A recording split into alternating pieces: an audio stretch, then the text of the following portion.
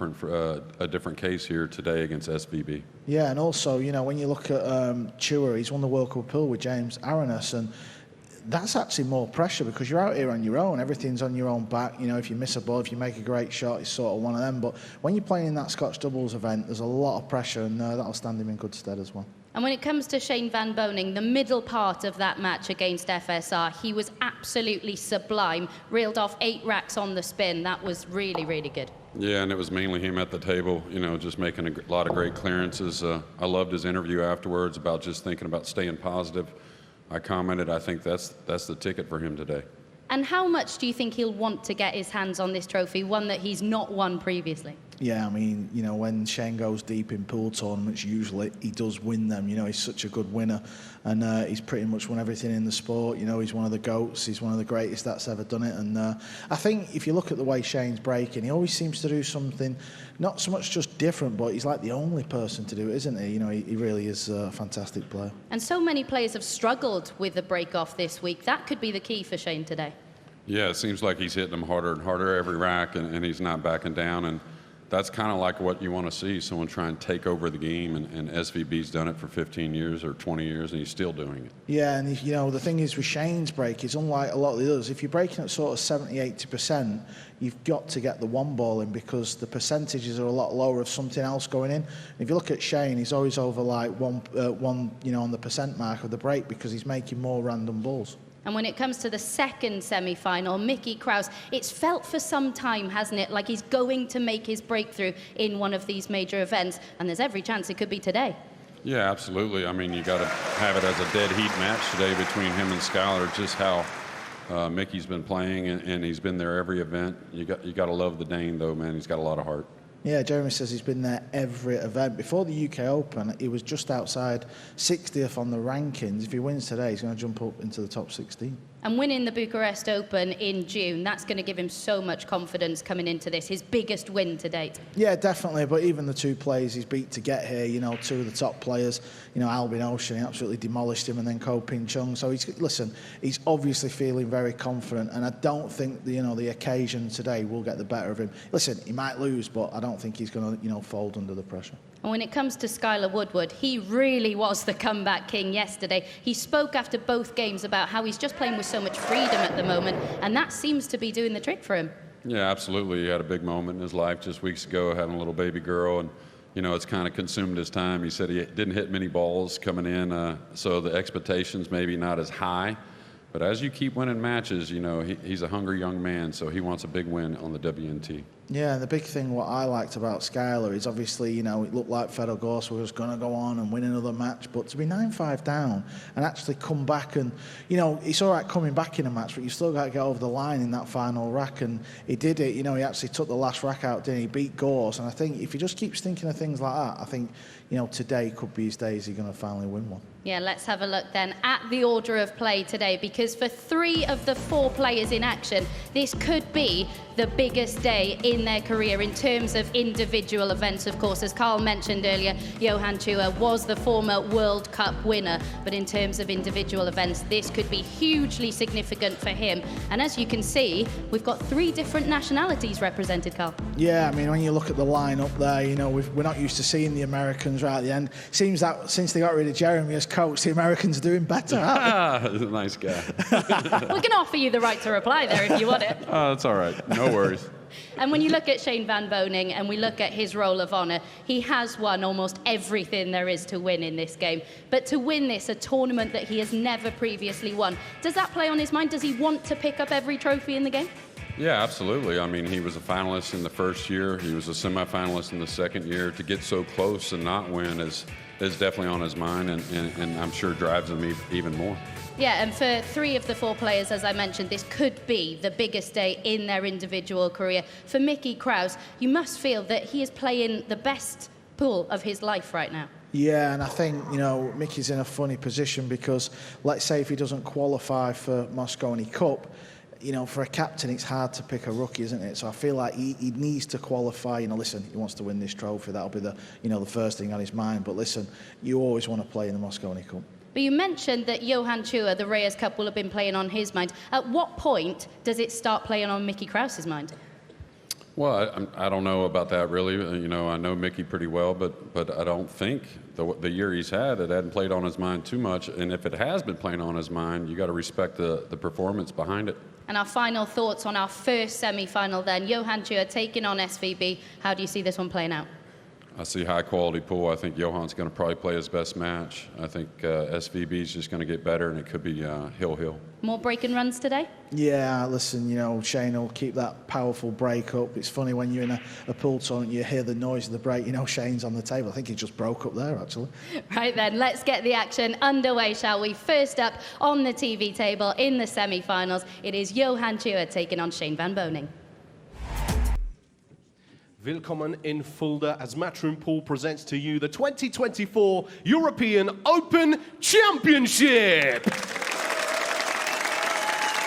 It's semi-final time. 2 matches for you this afternoon. Let's get our first one underway. Let's play 9-ball. Up first, a Filipino favorite. Please welcome Bad Koy, Johann Chua.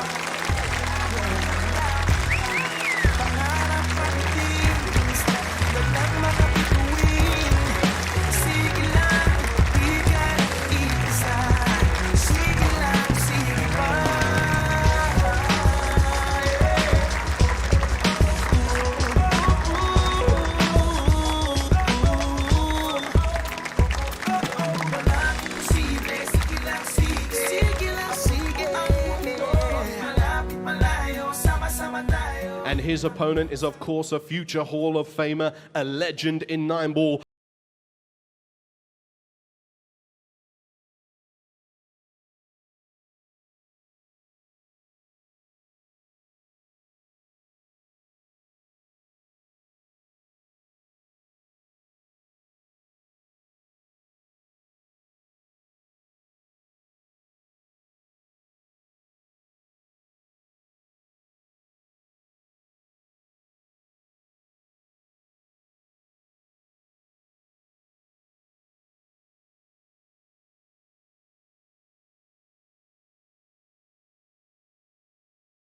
World Championship semi-finalist back in June take on a legend of the game in Shane Van Boening, who did a Spanish double yesterday, eliminating reigning champion David Al-Qaedi and former world #1 FSR. So to find out who will be our first finalist, let's join Jeremy Jones and Phil Yates.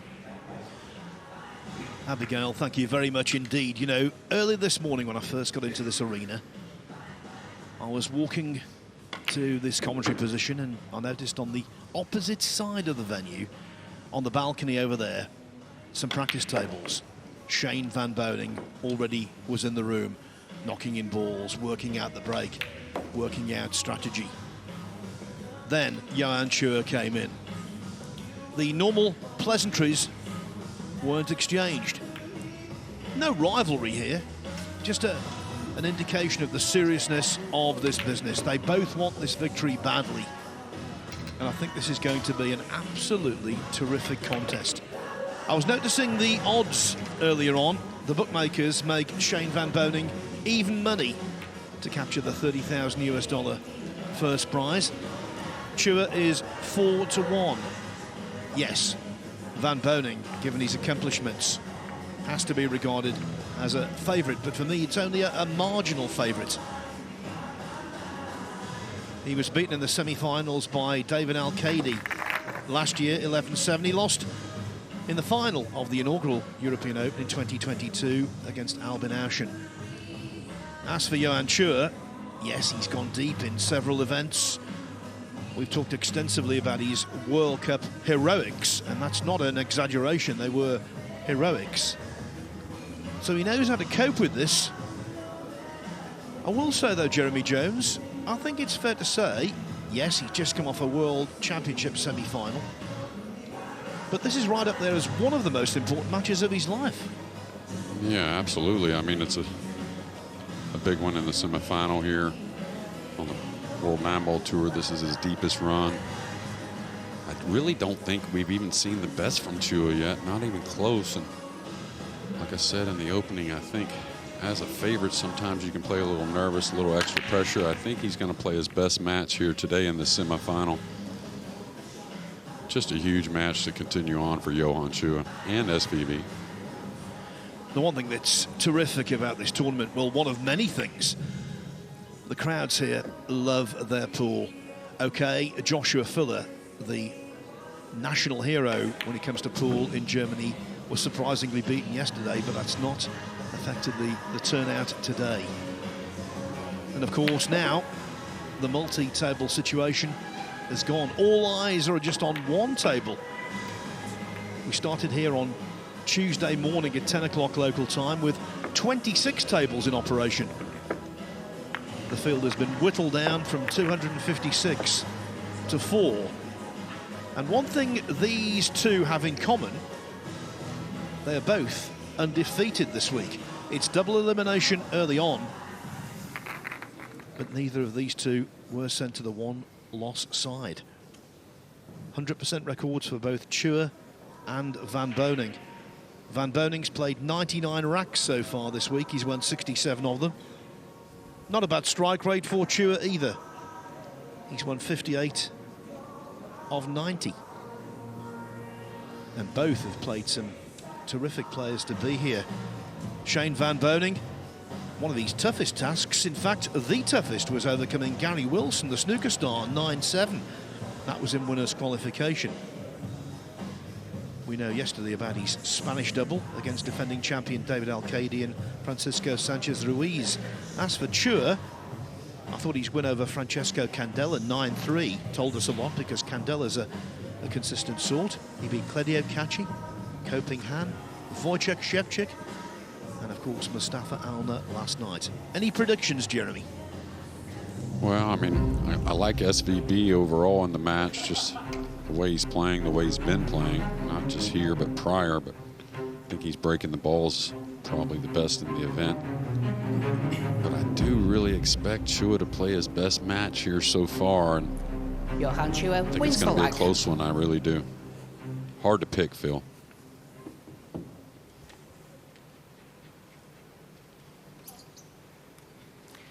First rack, Johann Chua to break. Julian Roper is the referee. Off we go.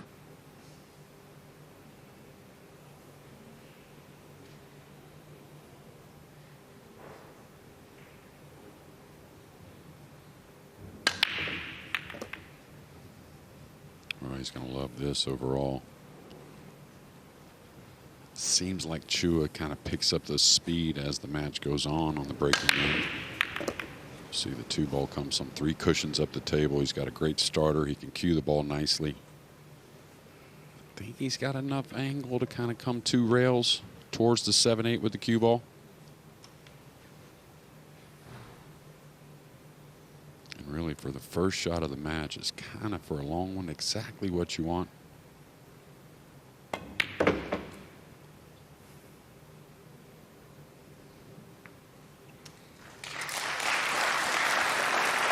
Didn't really have to put a bunch of spin on the ball, and very natural path.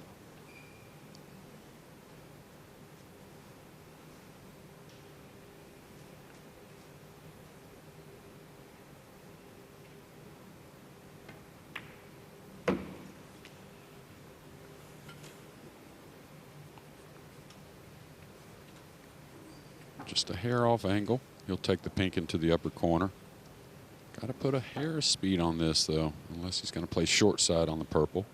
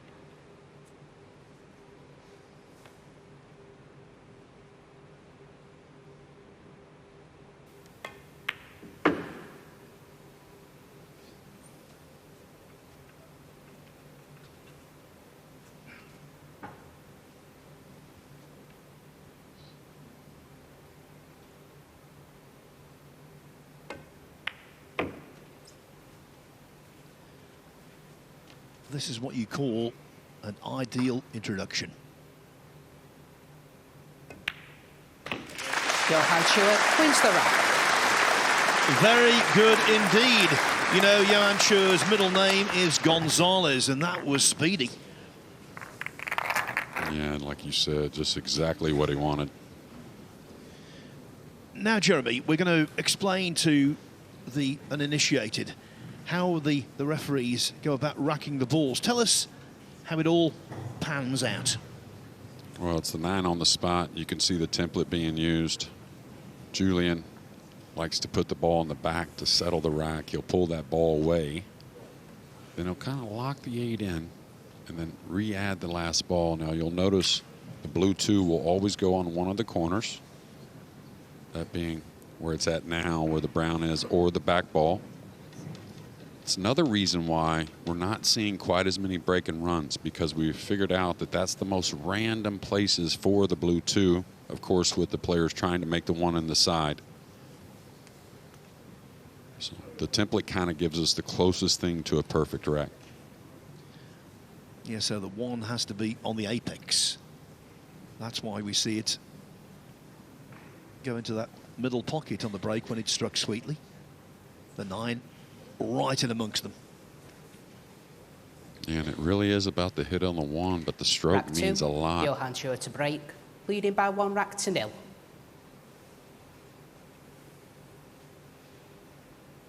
Sometimes you'll see a little curve on the 1 ball as it heads towards the side. That's what the players don't want. They want just a direct path.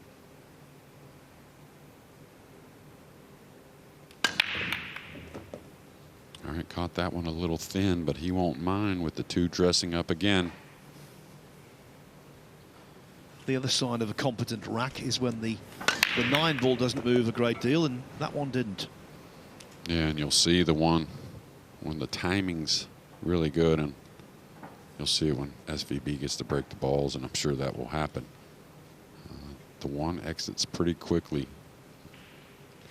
None quicker than when SVB breaks maybe a Kachi. All right, little thin here. He's going to have to hold some type of short side for the 3.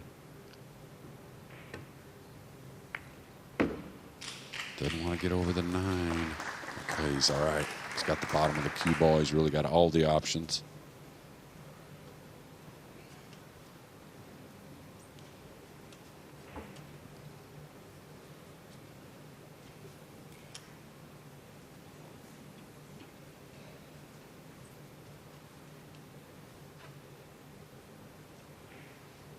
Extension called.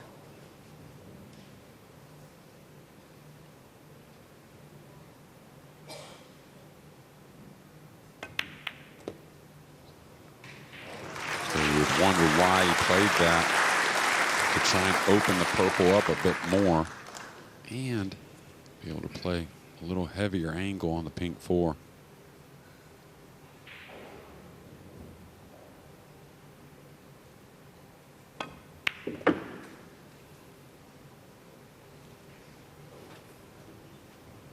One thing I'm seeing early here is much more settled with the pace around the table from shot to shot. I thought he got a little quick yesterday against Alnar.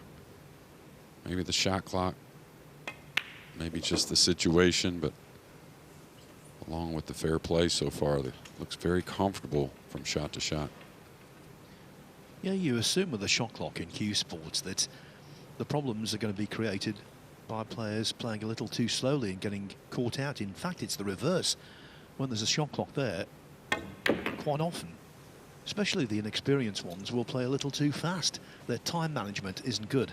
Now then, this 7 ball, the first real test.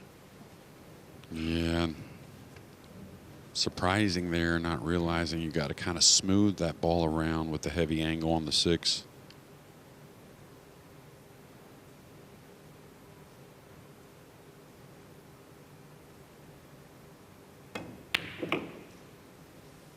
Going to come short side. He's going to get just past it enough. We always know about Chua. He's not afraid of the thin ones. Nice recovery on the 7. And if he gets out here, that can do a lot for his confidence moving forward.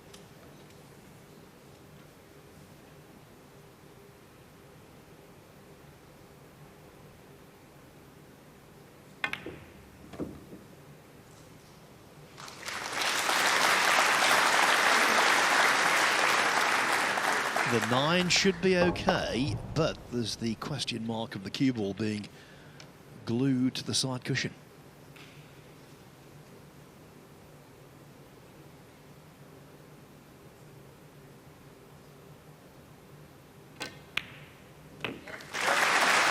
Johann Chua. A break and run out again. The great Shane Van Boening being relegated to the role of seat warmer. Yeah, we talked about it in the first 4 days of the tournament. Not near as many break and runs that we're used to seeing, especially with the tables. Maybe the pockets playing a little more friendly. I wouldn't say friendly is the wrong word, but maybe not as brutal. But the bed was pretty fast, but we've seen a lot more break and runs.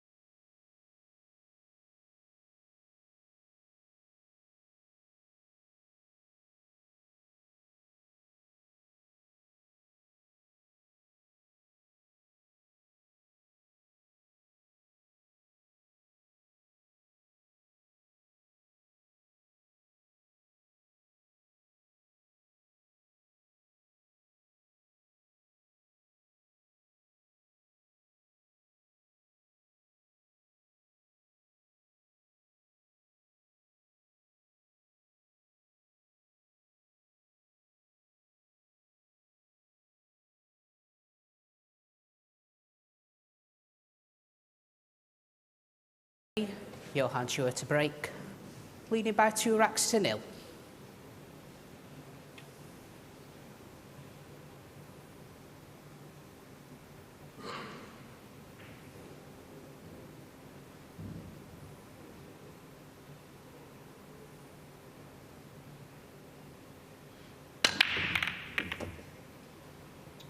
Okay, not quite the connection. We could hear it, not as clean. Shane, not really kind of a true poker player kind of guy, really a solid face no matter what it is usually. Now a very difficult push-out situation. If there's a push-out situation, maybe a gap between the 8 and 9.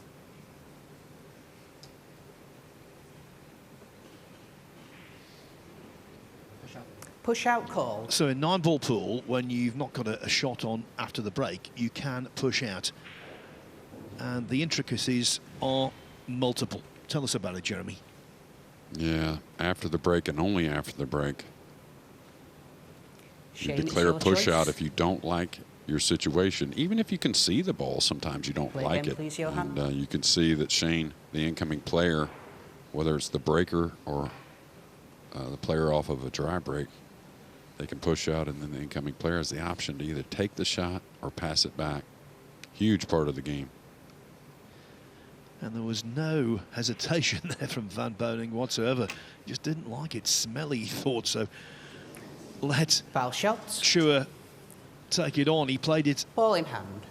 razor thin. Didn't make any contact Please at start all. the clock. And that could be the turning point.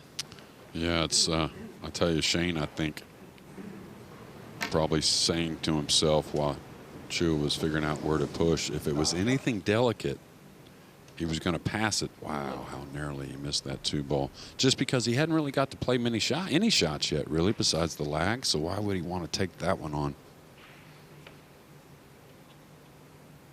And now, even though he's offensively cold, he's not been potting balls, this represents a really good chance to get his feet under the table. Yeah, he'd like to get the cue ball to that top cushion. That's kind of the preferred angle to come off the pink to get proper on the 5. Yeah, I like this. I like this a lot. Reason being, you can really open up the angle here, kind of going towards the 7 mildly and guaranteeing that angle to get from the 5 to the 6. That's one thing, you know. A lot of players through the years and spectators always thought it was the break, and of course he was the best breaker, but after the break he was the best player also. That's why he dominated for so long.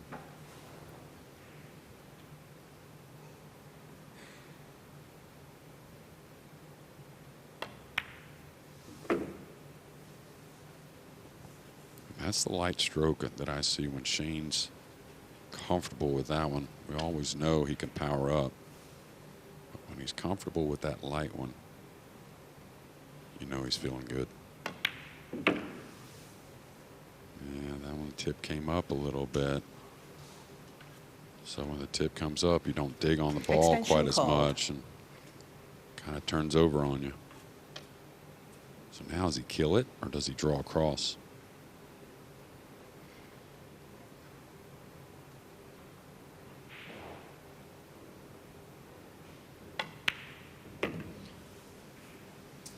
Cue ball again, lost by Van Boening to the extent he's fully hooked himself. He took the extension. He's allowed 1 30-second extension per rack, but it didn't work out.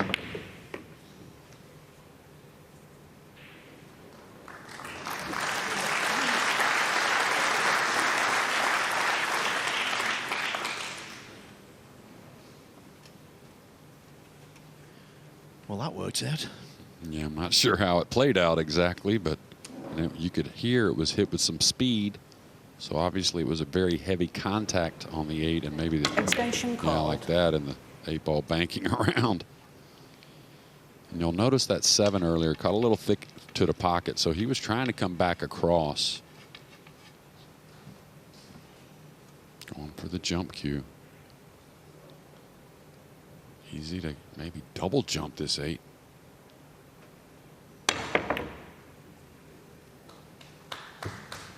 And is this going to be playable? It looks to me at first glance, it got a little odd. If it banks cross side, he will play it.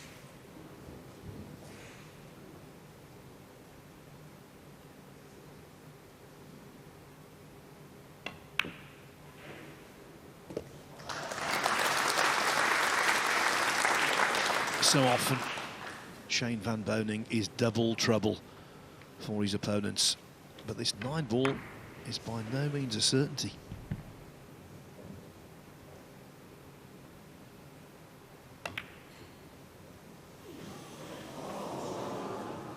I'm still very surprised he missed it. You know, Johann Chua potted every ball in the first 2 racks. This rack will hurt Van Boening even more. Yeah, when you're close to the ball, you can sometimes get a little more grab, kind of contact on the 9. You can see it send it to the low point. These tables all week have made that ball Johann pretty Chua much hang. We wins the saw round. with Josh Filler. Johann Chua has made the perfect start. Shane Van Boening a little disgusted the 9 ball remained on the table. Chua leads 3-0.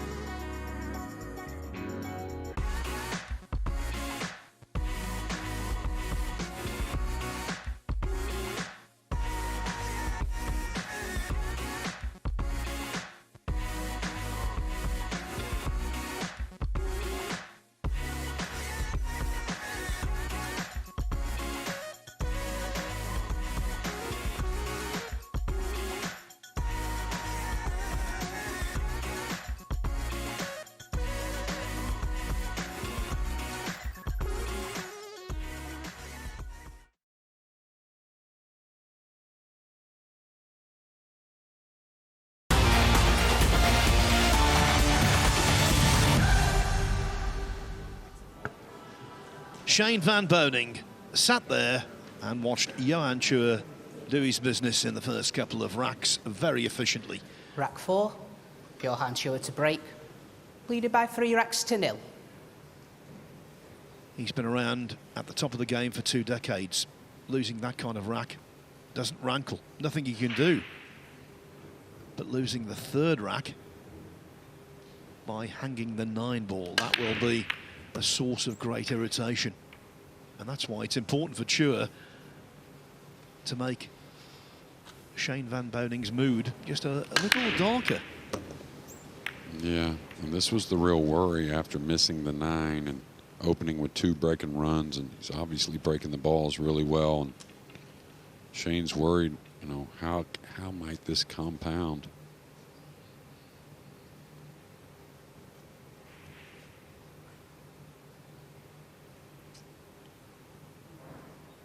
I think he's got to kind of roll this in the corner. Not the easiest shot, really.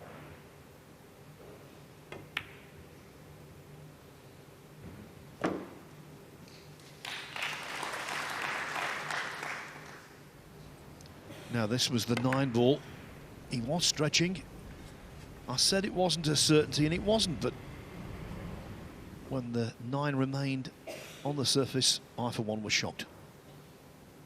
Yeah, that makes 2 of us feel, and you know, it wasn't hit terribly, but the shelves are very deep on these 4-inch pockets on this diamond table. So Shane knows. I like what I see in the chair, though. Staying positive, but he knows he's going to have to make up some ground when he gets a chance.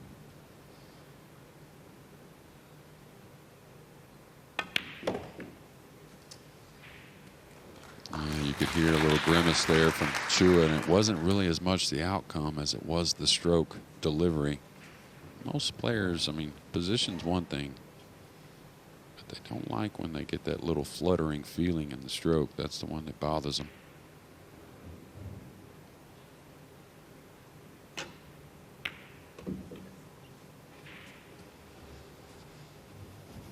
Okay, a little off angle. Good thing for him, the 8-9 very playable, so he can handle being a hair thin on the 7.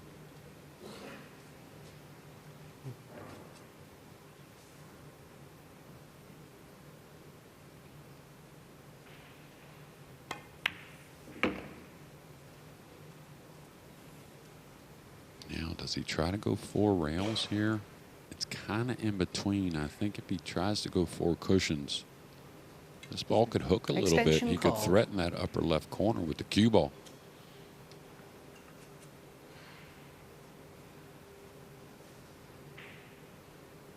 Yeah, it looks like he's just floating it with some spin.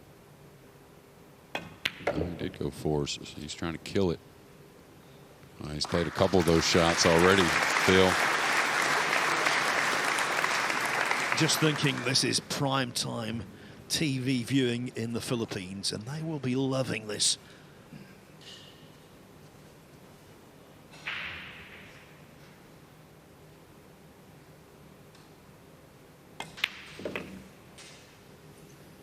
This 9 ball will not be missed.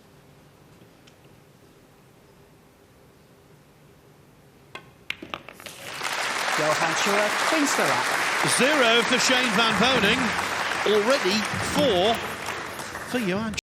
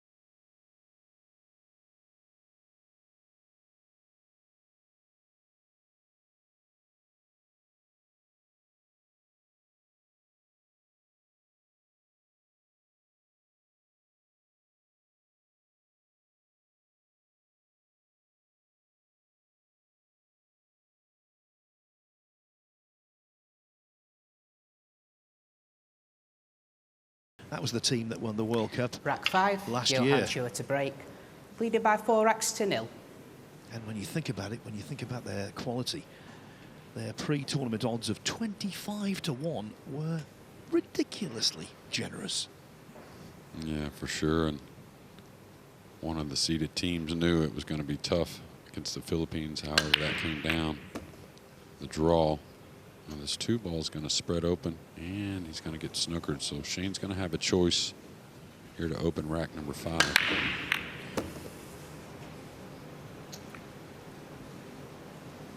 And what I mean by that, it will be a push out from Johann Chua. Now this is the hard part. Anytime you have a push out and like he's not only covered by the 8, but the 2's covered by the purple. So not a lot of options, you know, to push out to one side or the other on the blue 2. It looks like it's going to be a kick or an option on a kick coming off the top cushion. Shane, it's your choice. I think Shane gives this up pretty easily as well. I Play think again, he's supposed please, to. Johann.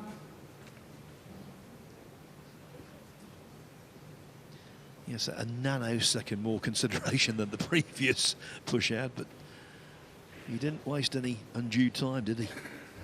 No, and you know, it's hard to really gauge this one if you're wanting to utilize that purple ball. You really have to come in with a lot of spin. He's not going to be upset here, I don't think.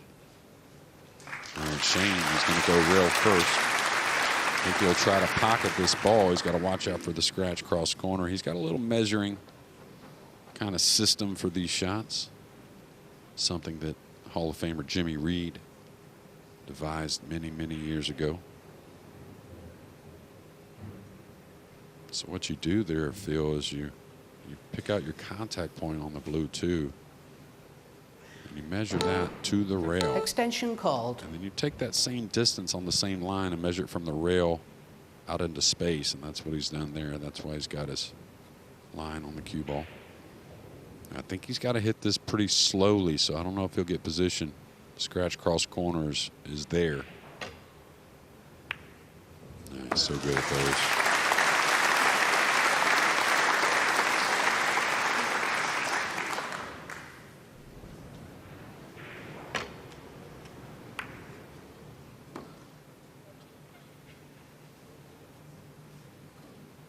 Okay, does he get aggressive trying to go behind the pink here?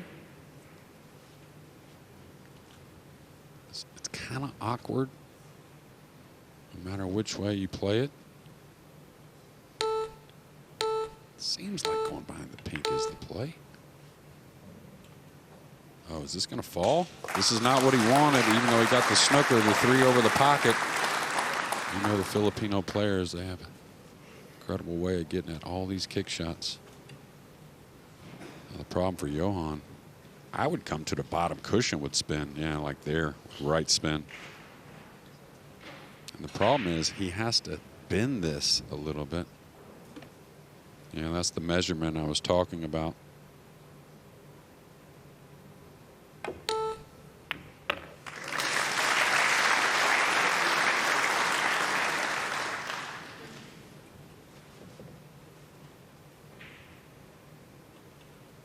You can see he's going to take a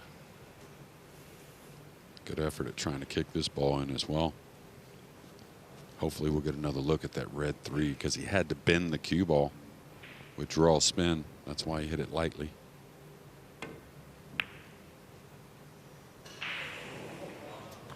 I'm surprised he didn't hit that with more speed, though, like a draw maybe, trying to get the cue ball to go up table. Considering the scoreboard, this is an opportunity Van Boening must bury.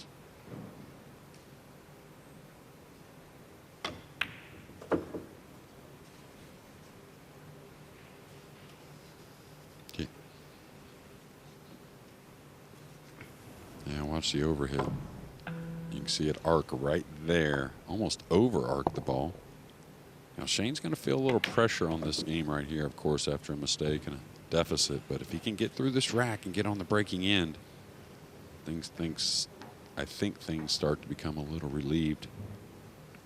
I probably play a little from underneath the 7 Trying to lay the cue ball on the side rail. Don't like coming 2 cushions above. Yeah, he's coming 2 cushions softly underneath it. Perfect, really. Maybe a little more than he wanted. I think there's angle there.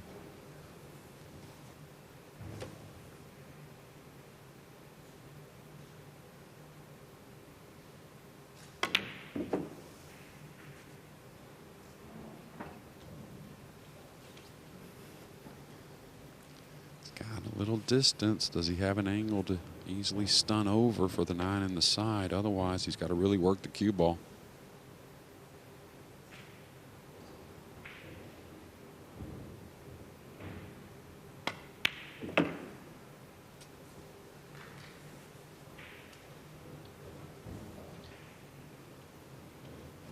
Now, it might seem ludicrous, but it's true. Even a shot like this to these middle pockets has to be treated with the utmost respect. In it goes. 4-1. Van Boening on the board. Now, before the match, we spoke with Johann Chua, and it was apparent that the Filipino means business.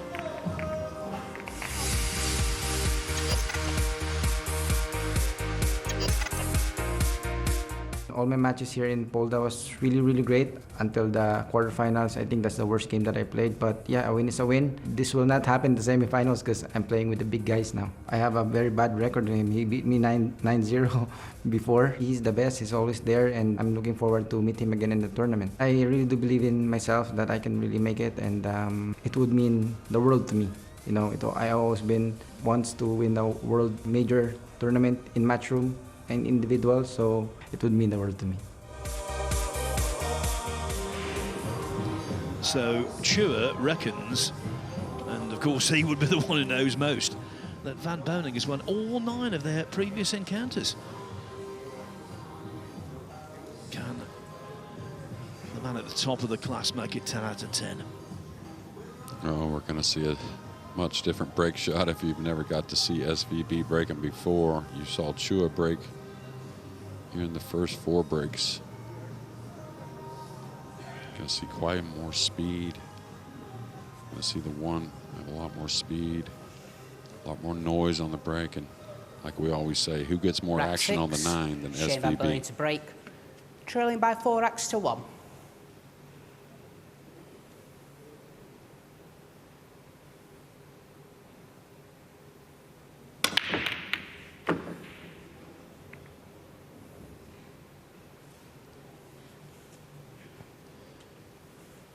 Well, there's a big shot coming up. But at least the 1's there, the 2 is in open play. Yeah, I wouldn't say it was the best connection for Shane, but like Carl said, when you amp it up, you get the odd ball a little more often, and that's what we have here. I thought earlier there was some, you know, the 9 was, of course you don't want to miss it, but for some feeling I get, this 1 ball means even way more than that 9 did earlier.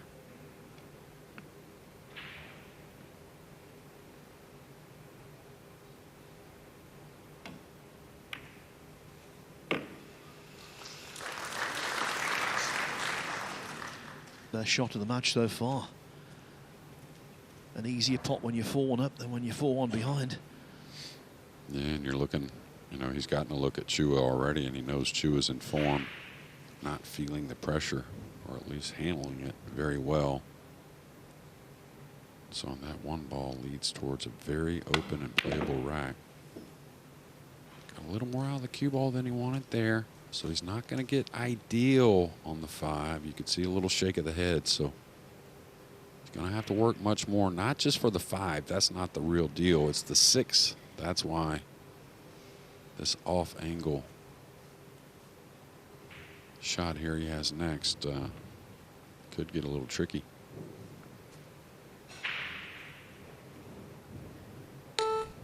Extension called. Just a final reminder, it's a 30-second shot clock with 1 30-second extension per player, per rack. You know, Shane, what he's setting up here for is intentional contact on the 9 to go forward past the 7 to the bottom cushion and back up a little bit. It looks like he's gotten like ideal to me. The key to this is don't hit it too lightly. You need to catch some of the 9 here and continue forward.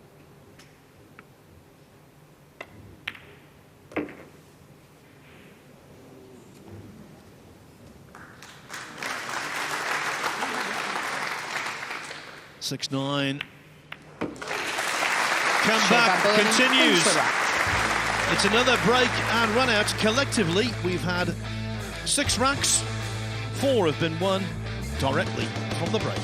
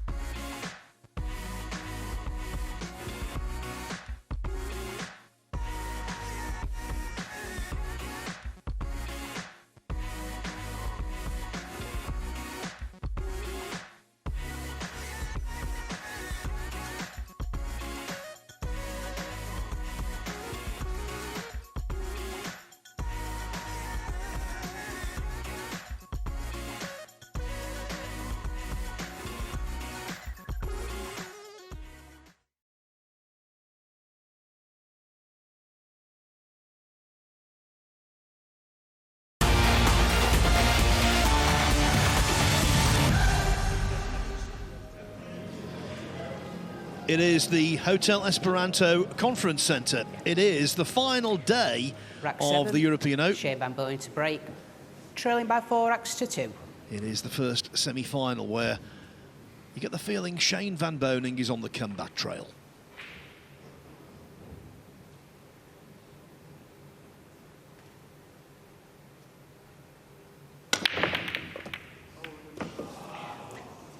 Foul shot. Ball in hand. That was unfortunate. A momentum stopper. Much better, or much more of what he wanted, the connection on the rack, making 2 balls on the break. Super unlucky with the cue ball. And he's got to maintain, of course, but is the 7 playable in the upper left corner? The 8 has gotten close, and these pockets are small. Does he have to try and manipulate something here later in the rack? That's a better view. I think he can get at the 7. Little draw stroke here. That's amazing. If you do get a cluster when Shane breaks, it's pretty rare. Look how open everything is.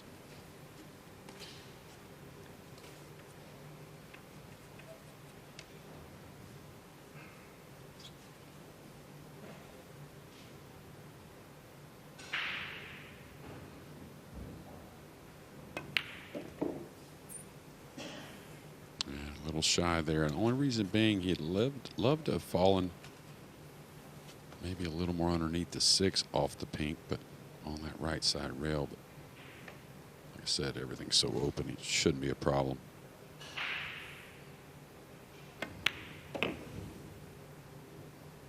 If you think about this game as on the mental side, which it's very mental, Shane is starting to put a little pressure. Just what the doctor ordered for Chua here, a ball in hand after a break off here in Game 7. He wants to stay off the cushion. That's the main thing when he comes down the table. Wants to be able to dig on the cue ball a little bit. Extension called. The extension was available, so why not utilize it? Just wanted to make absolutely sure that the shot he's playing is the correct one. Wanted to make sure that the cue ball was cleaned as well to make it a nice, sweet contact. That's what I was thinking. I was curious that why he didn't come a little further down the table with the cue ball, just kind of laid up on the 6. Because it was kind of tight getting in there at the 7, right? So you want to be able to chip more off the left side. Should make this, though, but the 9's going to be tricky.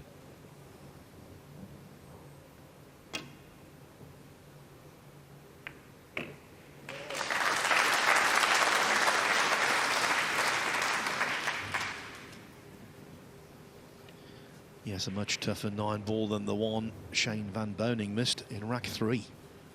I think he's got to take this to the corner on the bottom of your screen. It's a scratch to the opposite one. There in the middle with the cue ball.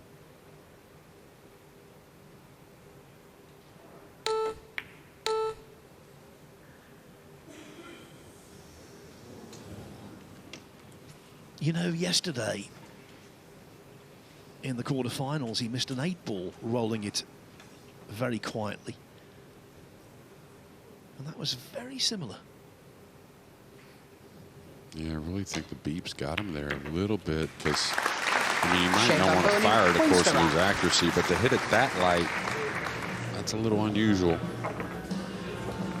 So in the end, the scratch on the break was not a momentum stopper, far from it. Shane Van Boening, you know, is the main man when it comes to the US Open, and that's coming your way very shortly. Of a busy conclusion to 2024 on the World 9-Ball Tour. The majors, the Hanoi Open in the Vietnamese capital in mid-October, then straight over to the Philippines for the Reyes Cup, the inaugural staging of Europe against Asia, and then Europe defend the Mosconi Cup in Orlando, Florida, November 30 to December 3. And we know trailing by 4 racks to 3. This man will be there. Yeah, I really can't wait. Ooh, cue ball threatening there. Wants to just get any kind of look at the 2. I think it's a push out coming. Caught the one, caught it a little thick. That's why the cue ball threatened without any kisses in that side pocket. I think he can see a piece of the 2, but no way to run the cue ball safe with the green 6 and the 7 there. So it's got to be something crafty on the push out. Yes, and with Chua's kicking abilities, it needs to be very crafty. Yeah, and that's what he doesn't want to really give up, is an easy safety. And the thing with Chua, right? I mean, he's up for the big shot, the shots that other players don't shoot at offensively. Push out called. So it makes the push out even more tricky. Now, I've always said that I think Shane pushes out the most unique of any player ever. It's your choice. rarely ever ties the ball up, which is what you want to do sometimes. He really just pushes out to the toughest shot there is and bets he can hit it a little better than you if you decide to pass it.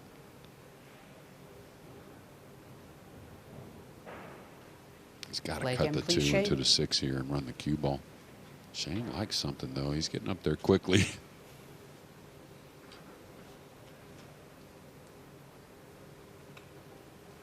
I really believe he's the best ever at edging the ball. I think he needs one here off his right side of the 2. He's got to avoid the 3 coming 2 cushions and the scratch in the lower left. Extension called.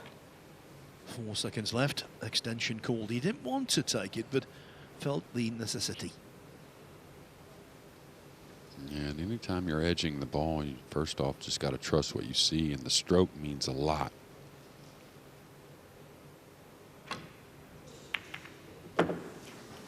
Foul shot. Ball in hand. Well, I think it's fair to say that one did not Please go start the according to clock. plan. No, he couldn't roll out too easy on it. I mean, it had to be very difficult, or Chua takes it on himself. A couple ball in hands here in the last few games for Chua. One off an unlucky scratch on the break, and now a mistake off a push-out.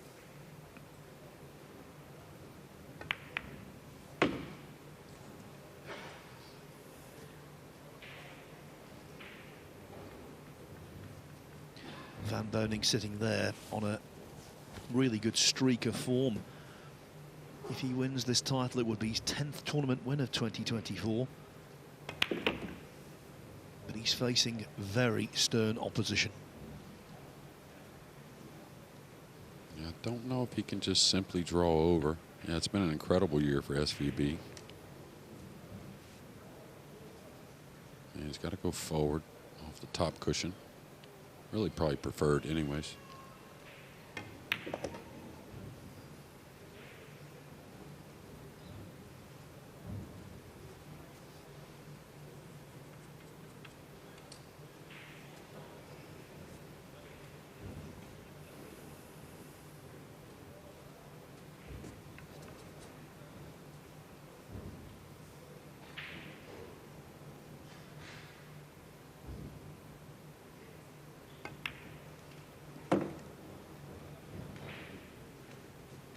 It's going to be pretty perfect, I think. Maybe a hair short of his mark. But should be able to go forward between the 8 and 9 with no worries. Well, there's more angle there. Extension So may called. have to play from above the 9. This is where, like, you see the 9 on the side rail. This first shot on the 5 could get him a little thin on the 7, and what happens is you start to get a little more out of line on the 8 and maybe make some trouble. Oh, he's cueing downward.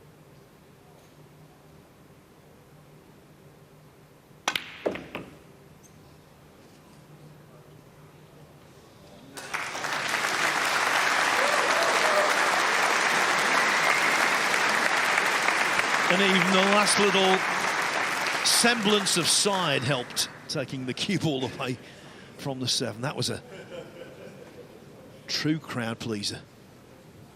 Yeah, you're right there, Phil. And I'll tell you, if you're off just a hair on that shot, you kind of look a little amateurish with your decision. And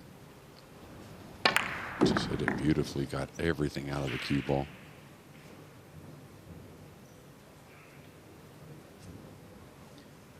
The only person watching who didn't like that is called Shane.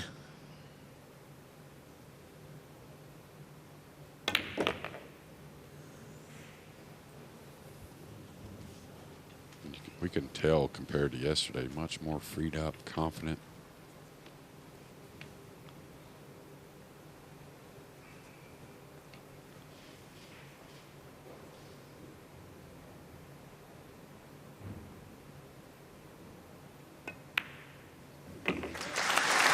Johann Chua wins the wrap. In his native Philippines, they call him Bad Koi. Well, today he's good Koi. He's playing tremendously well. And he leads by 5 racks to 3. Now look at this pot success rate. We saw around this time yesterday the pot success rate of Joshua Fuller and Mustafa Alner was well below this. We aren't seeing a lot of safety when players get in. Yes, the odd pot is being missed, but generally the quality is high. Yeah, absolutely, especially first match of the day in such a big setting. We always talk about why, you know, it's day 6 here in the tournament, they should be in stroke, but it's just that touchy. The game of 9-ball pool, and just, yeah, real good stuff from both players. And it's just going to be who wants it more, who's going to make that big shot. So far it's been Chua. Shane's been good though as well. We've talked about who Chua has beaten here at the World Championship when he got to the semi-finals also. Had some great wins there. Likewise, Kopling-Han, Max Lechner, Mohamed Soufi, the Syrian player who can play inspirational stuff. And he also beat Dang Junhu, who came from China to win the Spanish Open in 2023. He's having good results. And apart from that World Championship, since then, semi-finalist in the Night Shot Open in Dubai and quarter-finalist in the Lushan Open, picking up ranking points merrily. 9, Johann Chua to break, leading by 5 racks to 3. I'll tell you, Dang doesn't get enough credit, really, but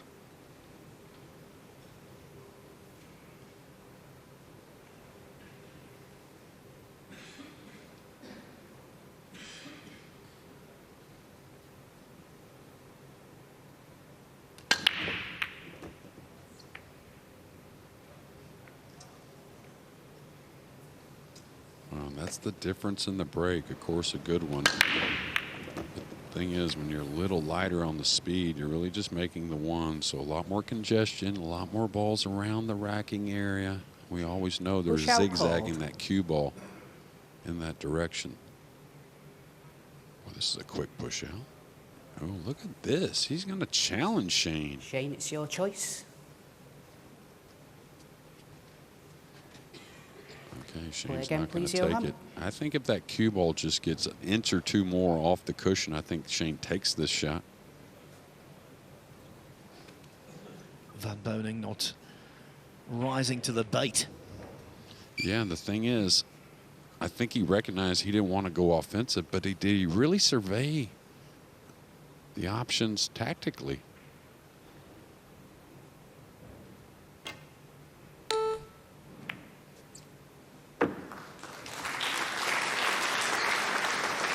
Okay, then, that's the way you want to play it.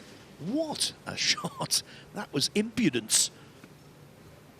Yeah, well, I think all of us, we've been talking about Chua, or we do talk about Chua every time he makes an event, that the more of them he makes, he's going to go up the ranks. That's how good he is. Extension called. Definitely a top 10 guy, I think. He's starting to show us more of that every match he plays here on the World 9-Ball Tour. Not the big one.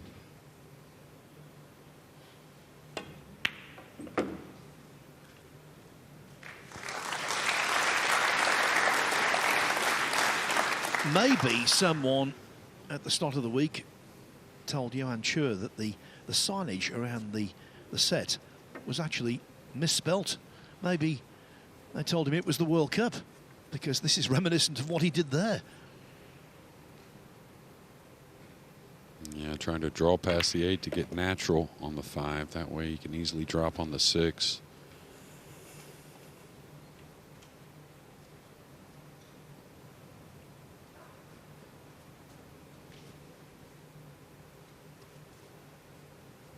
All right, you can kill the cue ball off the side cushion, in rail and up. Oh, little light. Surprising he didn't attack that with more spin, left spin, and really carry the cue ball a little more up the table off that second cushion.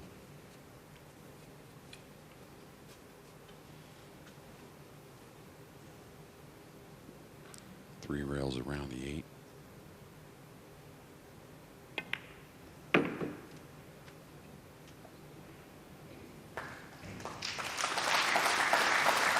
I said yesterday, though, Phil, he really has those soft hands, moves the cue ball easily. Seems like he barely hits the cue ball. Gets so much movement.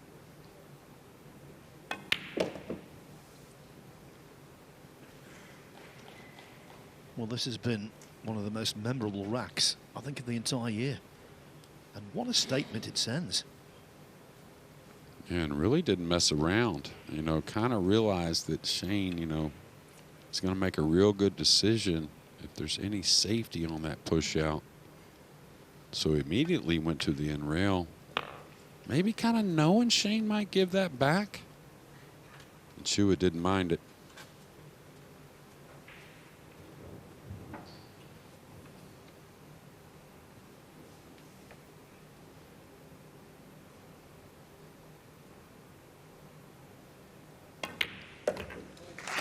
Johann Chua. Shane Van Boening is an all-time great.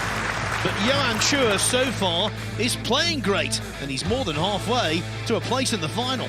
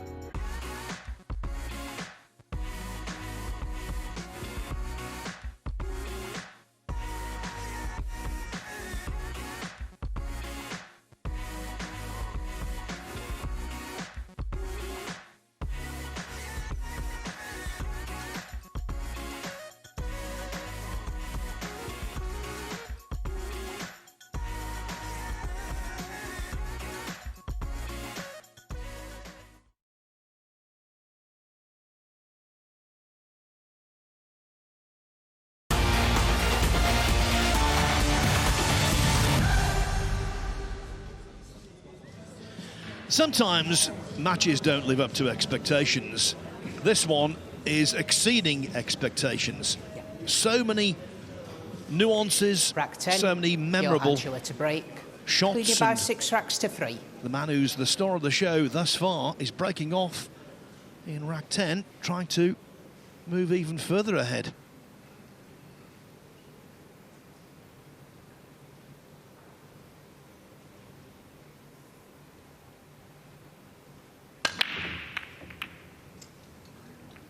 Yeah. Well, you talked about the 9-ball movement. We'll get another look, but I think the 9 came out of the rack kind of quick there. Not too bad. Actually got shaved by the cue ball. So maybe that was a little more on Chua, missing that one on the side, but still rolling nicely, not giving up anything offensive. Impossible to forecast what will happen in the rack in terms of who will win it, but the way the balls have configured, this might be the lengthiest rack of the match so far. And a pretty delicate safety if that's what he's going to play here to start. Does he have to roll forward and come back on the 6? Can he come across the 1 and kind of slowly go towards the 2 and let the 1 just come up a little bit? It's going to leave an easy kick. Not sure what he's playing.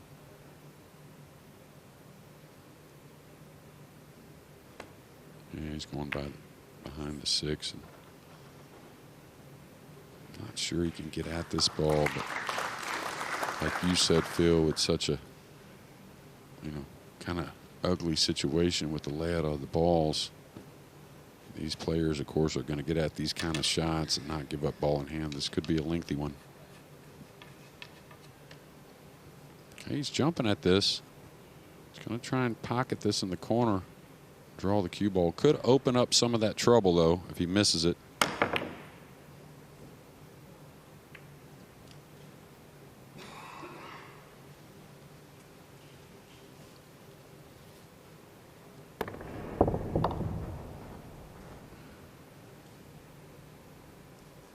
Shane's going to have to battle here in this game, number 10.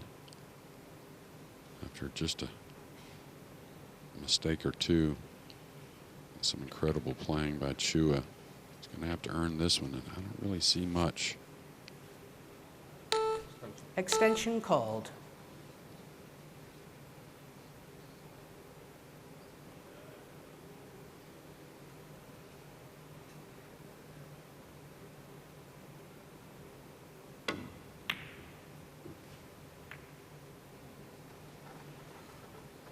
Okay, had to gamble a little bit there.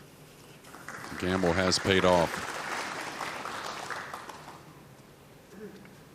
Now, can he get by the pink to come across this one and maybe just subtly go over to the left side of the table with the cue ball? Okay, he's going to go for the make. Thought he'd kick across this.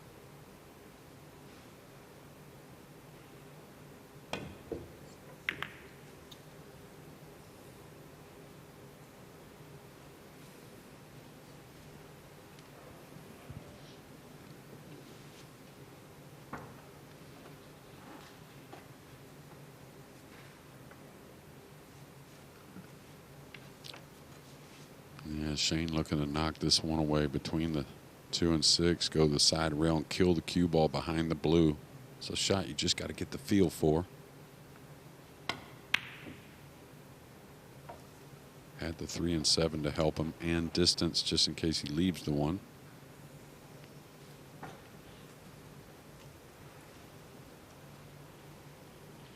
Yes, and the 4's doing his bidding as well.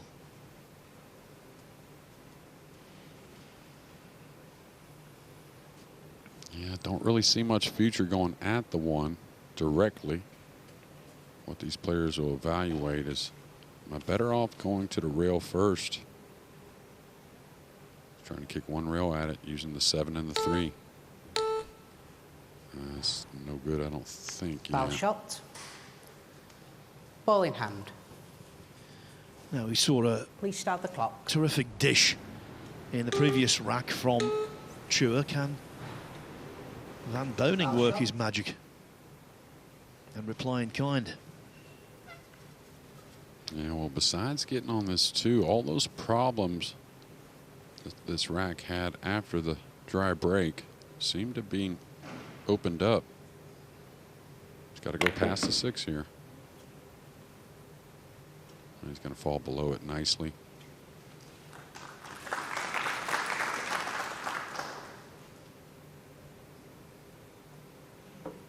Yeah, now the problem that faces is the 5 to the 6 later in the rack with the 8 being there. Now the good thing is the pink 4's over the side, so that really kind of leads to proper position on the 5.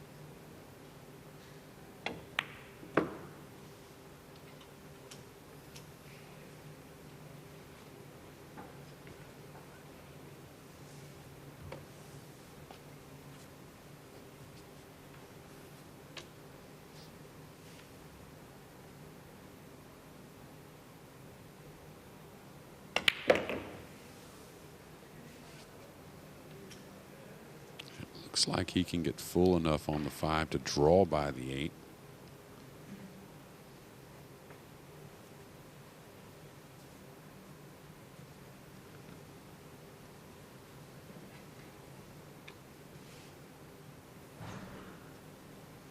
Yeah, I'd kind of stun draw at the purple 5 here. Try to get a little closer.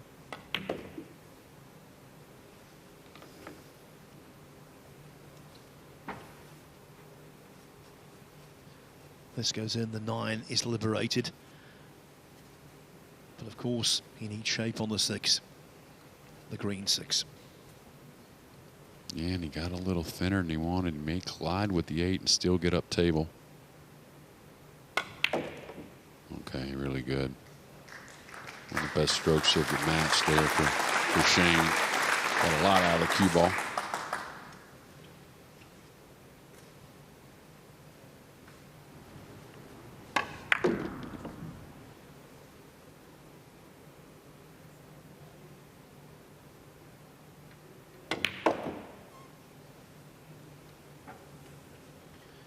When you think Chua's thrown an awful lot at Van Boening, and yet SVB remains very much in the reckoning.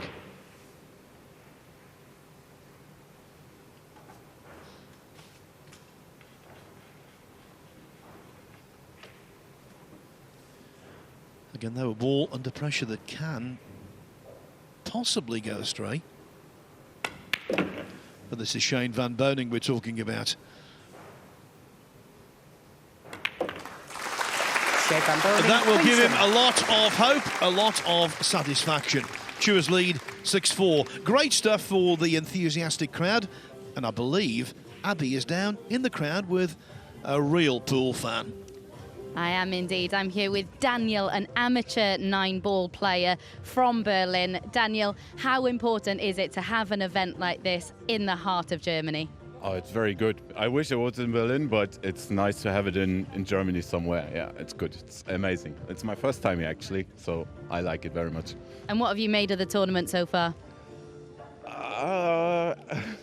Don't know. I'm just overwhelmed by everything, like lights, atmosphere, everything. I pretty much like it. And as an amateur player yourself, would you like to play in an arena like this? Oh, I couldn't stand the pressure, actually, but maybe sometime, yeah. And who do you think's going to go all the way and win the tournament? Johann Chua. There we go. Seems quite confident. He is, of course, leading this one 6-4. Both of these, though, they handle the pressure pretty well, don't they? They do indeed. You know, Germany loves cue sports. In Daniel's home city, every year they have the German Masters Snooker in the Tempodrome, and the crowds there are fantastic. The atmosphere too. Much like this, everyone enthralled. Yeah, well, interesting what you brought up a moment ago. Chua's really thrown everything at Shane here early. That one mistake from the 7, 8, 9 when he had missed the 9, but Shane Van Boening to break, trailing by 6 racks to 4. just as Julian just said, only trails by 2 games, and he's on the breaking end. He just smashes him. The 1 just exits so quickly, and what also amazes all of us that I think we don't talk about enough that we used to with Shane and like a Kachi who really unloads is you're cutting the ball, right? You know, people don't realize when these guys pick up the speed and they're breaking the balls, the cue ball actually gets off the surface a little bit. So to constantly be able to cut the rack like that with so much power and not occasionally knock the cue ball off the table is pretty amazing to me. Yeah, it's best layout yet, huh, Phil?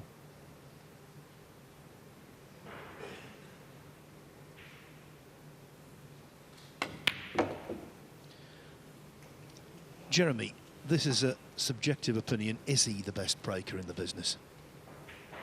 Oh, he's the best breaker ever. I mean, I think he adapts to whatever break it is, you know, whatever discipline it seems like. He's played through the years, and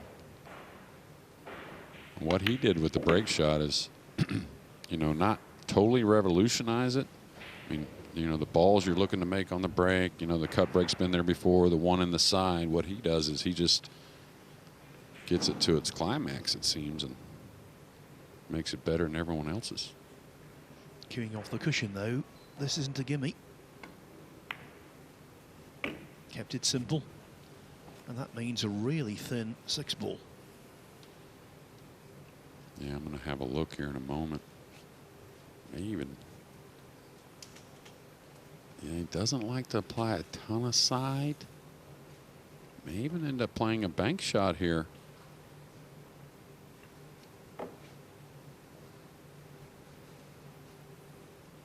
Was handcuffed on that purple 5. Extension called. Couldn't do anything with the cue ball.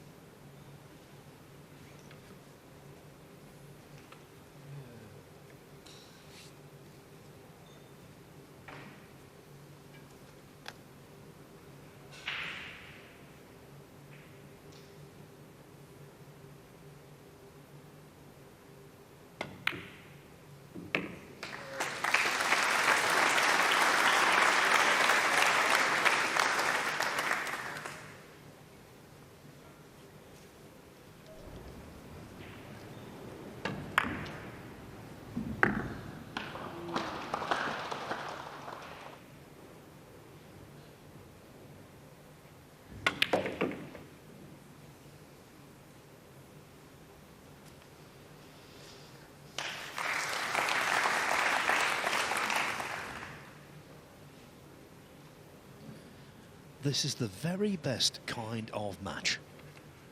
Quality and close. Yeah, for sure. These two guys are heated up. Gotta go a little bit. It's gonna get him a little like that 9 early in the match. Cutting it backwards. Not as much stretch, but a little thinner.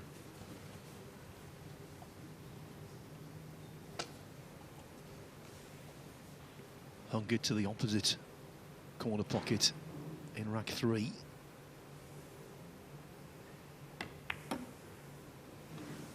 And would you believe, while not hanging the ball over the pocket this time, it does go astray again, overcutted by some way.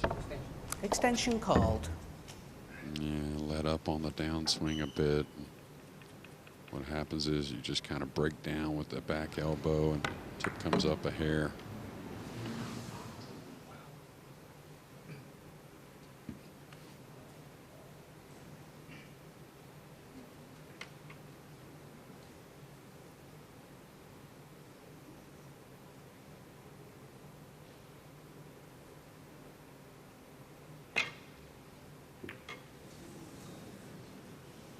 Missed it on the way. What a big shot now coming up. The previous miss will be erased from his memory if this goes in. If he misses again, the mistake will be compounded.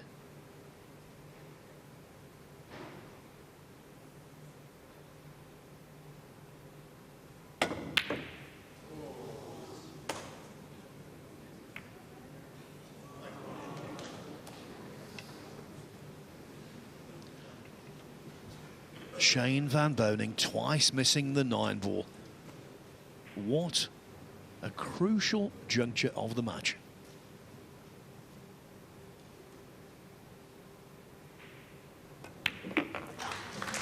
Johann Chua wins the rack. Chua delighted. SVB disgusted. He looked like getting back to within a single rack. Now, though, the advantage for Chua is 3, and we're getting down to the business end of the match. It's going to be an almighty task, a monumental task for Van Boening to get back into this when you consider just how well Chua's playing. 9-ball misses from Van Boening aren't common. He's missed 3 9-balls in the match now, Jeremy. Yeah, and they've had a variety. Really 2 similar shots to start. Yeah. This is the one early, hit it a little thick to the bottom cushion after making a nice clearance as well.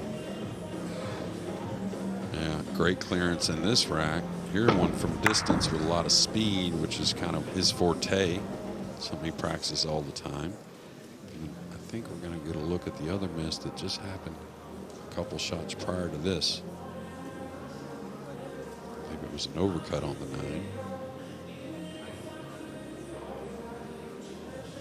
I'll tell you what it was, a shock to the system. And especially the way the 9 dressed up for Chua, it was unmissable. Yeah, and I think that just kind of goes back to that first miss, right? I mean, he didn't leave Chua an easy one. Now, the surprise for me on Chua on a couple of his missed 9 balls is how light he hit the cue ball. He was a long ways away from that thin 9 that he aired on the way in and caught it on the way out. Yeah, this is the overcut. So he's had a thick one, a thin one. This one really missed the mark. And then one that he practices quite often, the long distance power shot.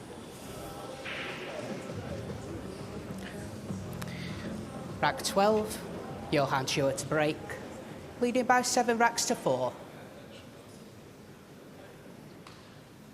What would be ideal for Chua now?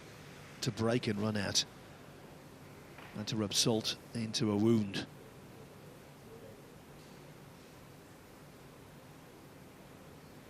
Yeah, we'll have an ad break after this game, and it could be a good thing. Now he's going to get punished again, Shane. This shot's going to come about for Chua, and it's an awfully good one. He's got to probably play it up in the corner, even though the side's easier, but I think to get position on the blue too, I think maybe he can run the cue ball straight up and down the table. Most of the players will play this in the corner, though, I think.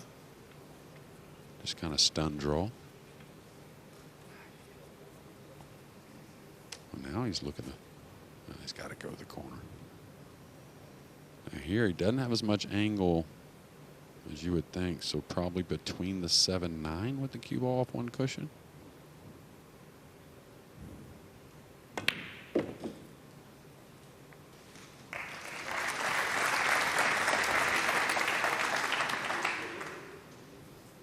Van Boening's heart would have sunk when the cue ball got past the 7. Looking good now.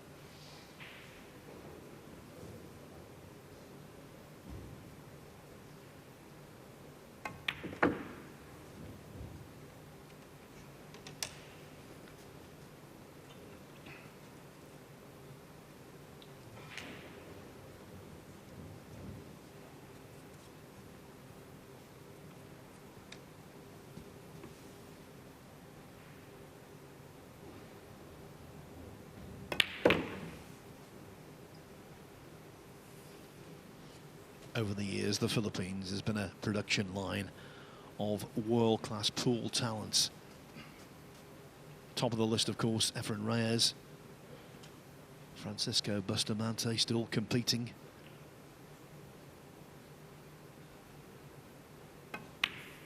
So many others. Yeah, Jose Perica, a lot of people forget about him, how great he was. I mean, Efren kind of that same era. Now, does he lay up here for a little cut shot? The 8's pretty playable. I kind of like that myself, but he may come 2 cushions. Extension called. Good thing on the cut shot on the 7 is you can really use the 9 to hold the cue ball for the 8.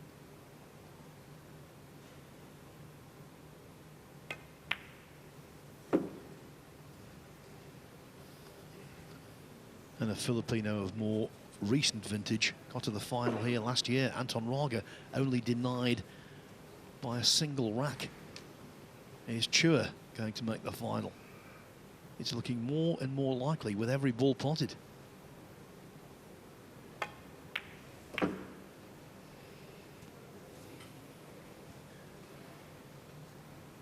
I tell you, for all these players out here on the World 9-Ball Tour,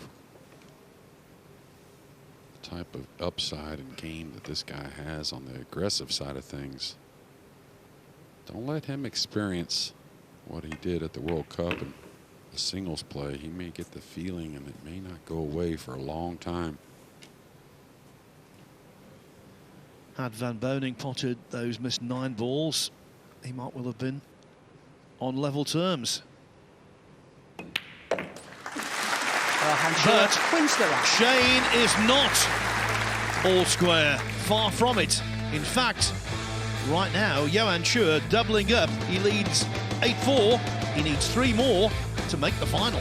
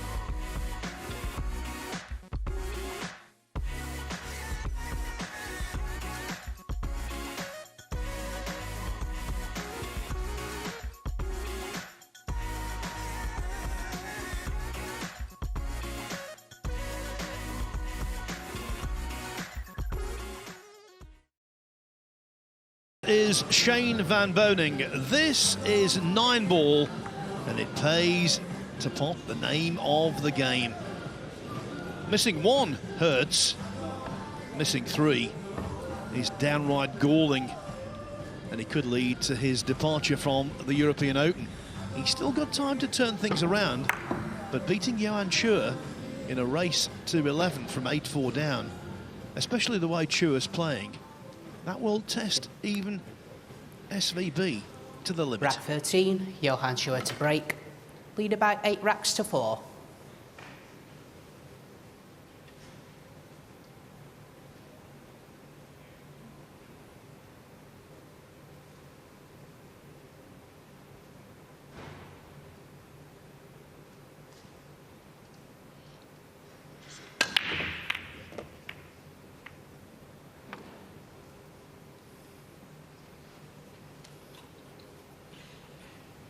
Cue ball got kissed back to the rail, but a nice spread.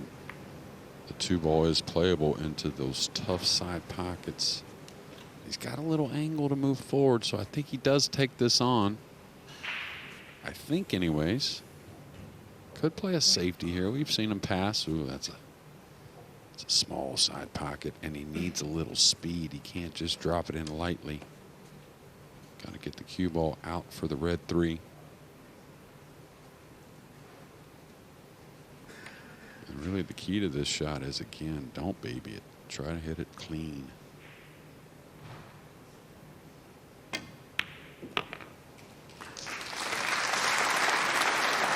On these tables, there are 4 pockets and 2 thimbles. That was absolutely terrific. Threading the eye of a needle. You can see no room whatsoever for error. Yeah, he really pured it. And if you just think about it, Extension called. and you're a little novice in the game, side pockets, of course, they're small, but you can't use the side rail. He's got to power up here to kind of stun this.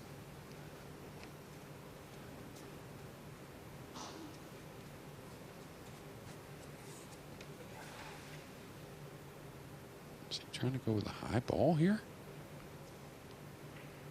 Yeah,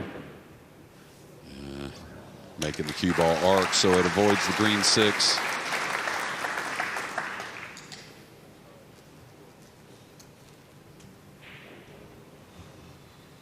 Pretty incredible stuff. A lot of people don't realize how much was going on with that shot.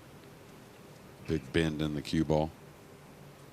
Now, does he try to come back to get the natural angle, or does he just lay up for a cut to run the cue ball up the table and back down for the green 6 off the purple 5? Got to get the pink first. Yeah, I was going to say, can't look past that. Now's your chance, Shane.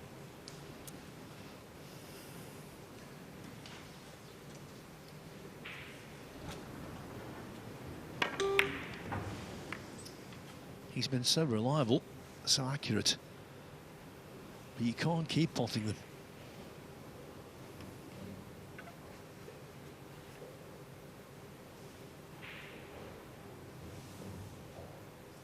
Extension called. Yeah, like I said, I really don't like trying to get back behind the purple 5 for a natural position. I like just coming across, taking the thin cut. You can run the cue ball off the purple 5 around the 7 and then a couple rails back down.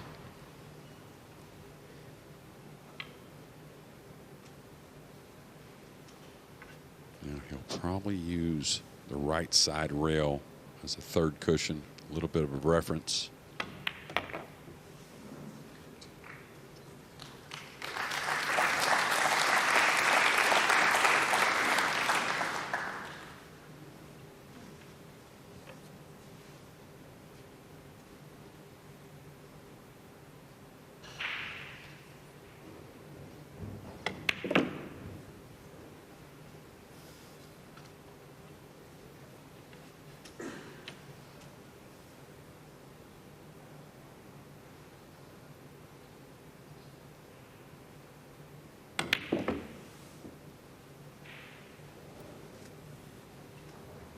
May play from underneath to play the 9 in the upper left corner where he's standing.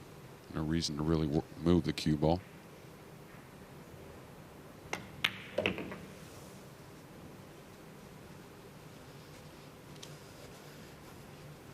Hard to imagine this 9 ball will be troublesome.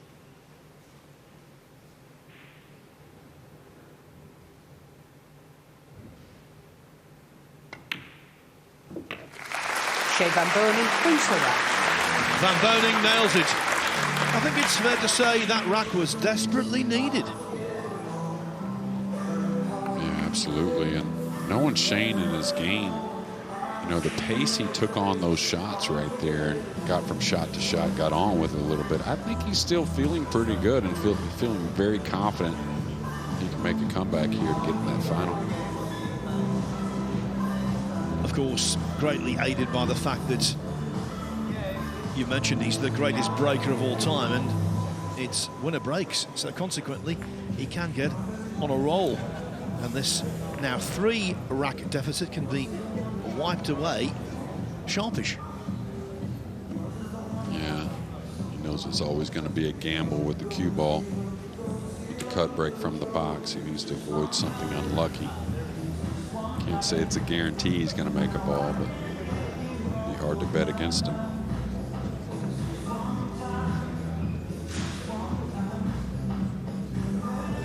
Been in so many different kinds of situations like this. Chua, for all of his extraordinary ability, his individual record, he's 32 years of age, his individual record isn't that extensive. He has won gold, silver and bronze medals in the Southeast Asian Games. He's a All-Japan champion on more than one occasion. And we've repeatedly talked about the World Cup of Pool in partnership with James Aranas. Rack 14, Shane Van Boening to break, trailing by 8 racks to 5.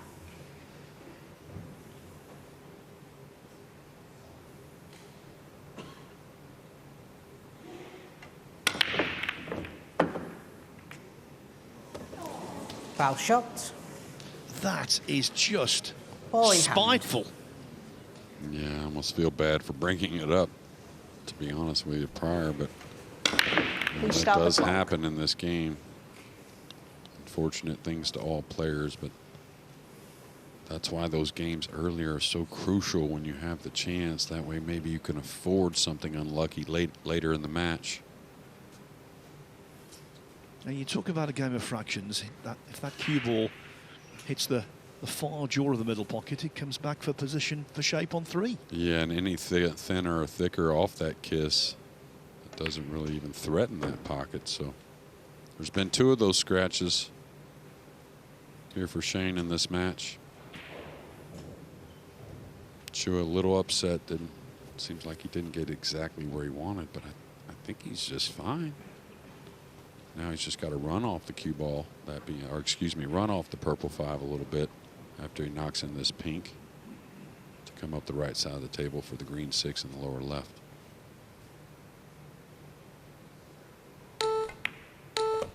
Yes, both of Van Boening's scratches have come when he's had a really good rack under his belt. He had his first break and run out in the 6th, then scratched, and now history repeats itself.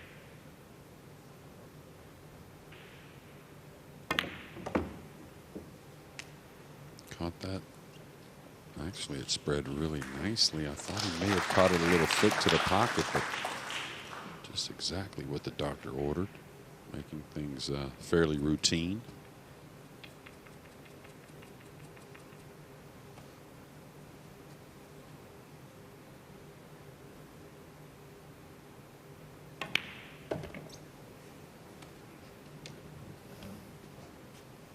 And you can see between that scores of 8 to 5, it is a race to 11 here in the semis. So unlike yesterday, this 9th game will not get him on the hill, but get him ever so closer to getting this final.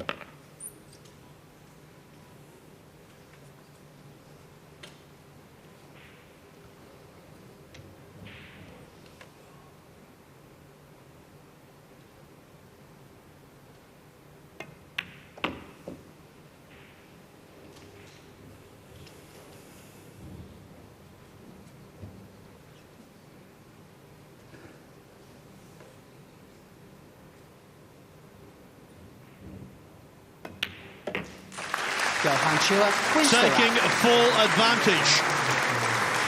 9-5 now.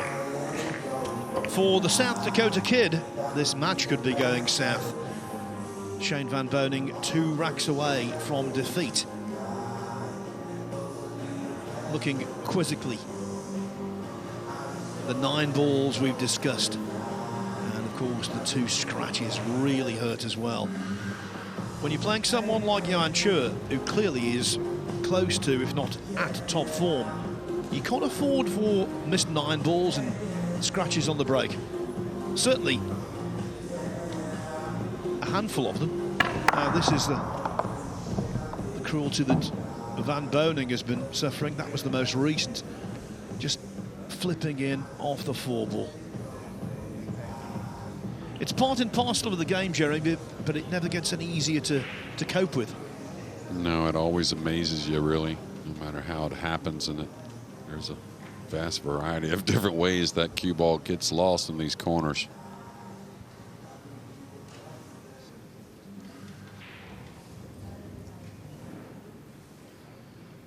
Well, when he won the World Championship, Shane Van Boening, he had one almighty comeback, didn't he? So this would be Rack not 15, quite as Johann numerically Chua to difficult. break, leading by 9 racks to 5. But the fact remains, Chua is breaking off. Looking good. Looking exuberant. Yeah, Chua seems to be avoiding those kisses as he comes back through the rack off the side rail. Got the 9 there, but what a solid hit on the 1. And the 2's going to come near this side pocket. Slowed down nicely. The blue 2 plays, the red 3's open. So it's in his own hands to get on the hill. And the blueprint is there. He's managed 4 break and run outs in the match so far. In fact, 3 in the first 4 racks. Yeah, and he actually had a couple of chances to have more, and just kind of made a mistake. Maybe opening the door for Shane, but can't totally close it, but he can get it moving, that door, to get to the finals. Just got to slow down a little bit. Just slowed down perfectly. Now, if he wasn't stretched, I think he's a little lined up on a 3-9. Now, the funny thing is, I wouldn't say you would consider the 3-9 unless you're really on it, but he may have to shoot a 7-9 combination later in the rack anyways.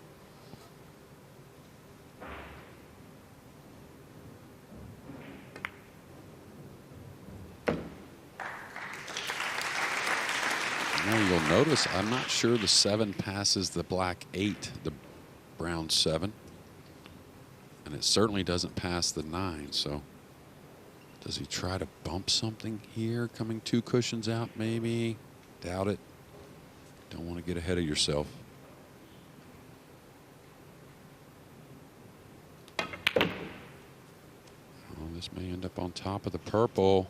This could be a big moment. Wow.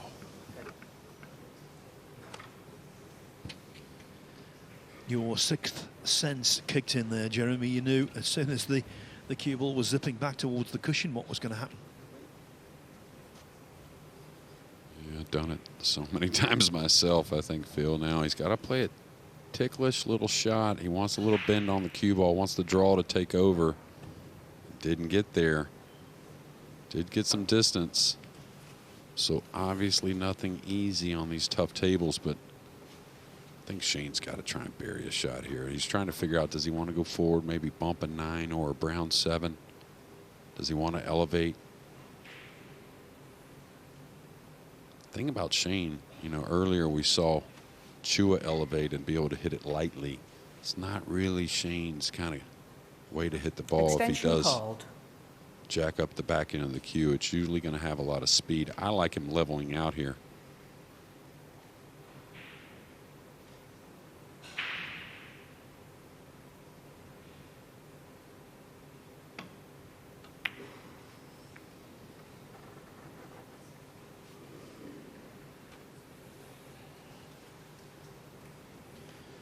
Well, the outcome works.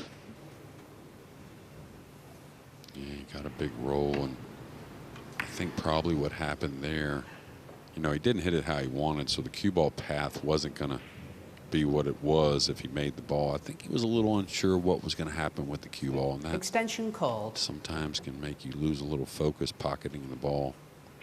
Now, he wants to come across his 2 rails and then the cue ball go into the 9. Maybe trying to hold the cue ball with that 9 ball.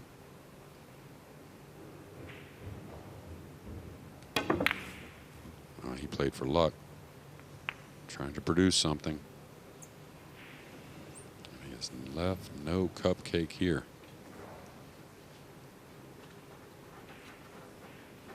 Well, let's get a look at the brown 7 over here near the 8 here in a moment. He's got to play the cut shot.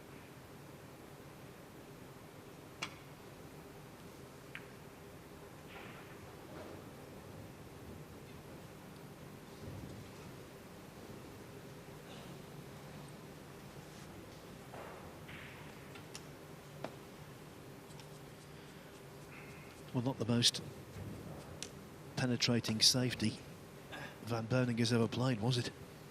No, and he's not looking at a jumper. Oh, he is looking at a little bit of a jump. So it must just be a sliver. He actually curved it a little bit and kind of threw the ball in with left English. One of the shots of the match, Phil. That's a hugely important moment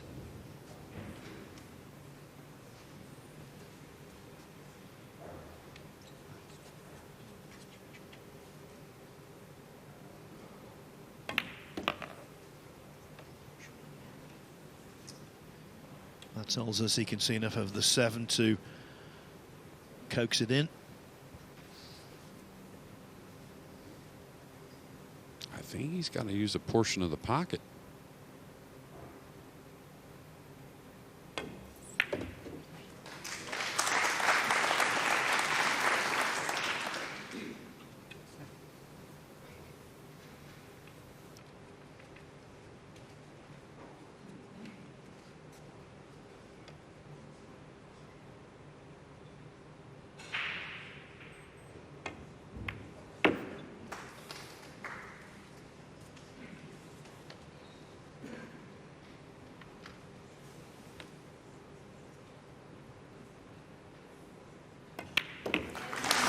Johann Chua, Shane Van please go Boening in all sorts of trouble.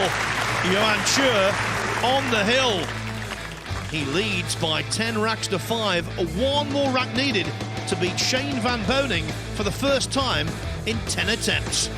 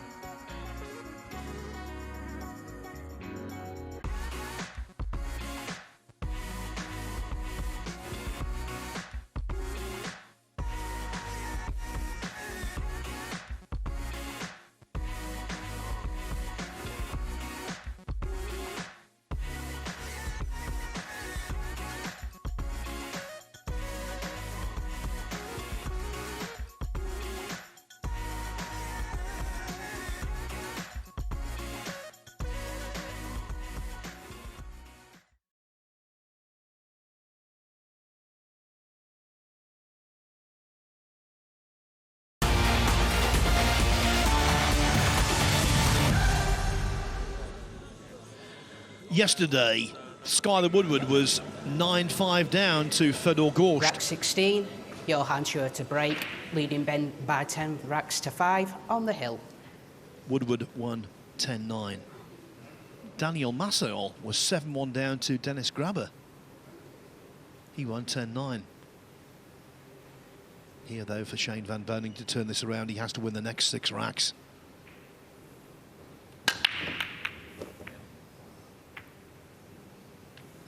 Yeah, I was kind of wondering, was he going to get out of his chair? And I tell you, it doesn't play by the green 6, the blue 2, but it does go cross corner, I think, Phil. And you know what kind of player we have at the table? One of the most aggressive on the planet. I think he takes this on. I really do. That's what he's sizing up. The bank right now, position on the red 3 is automatic. think he's supposed to shoot it, really.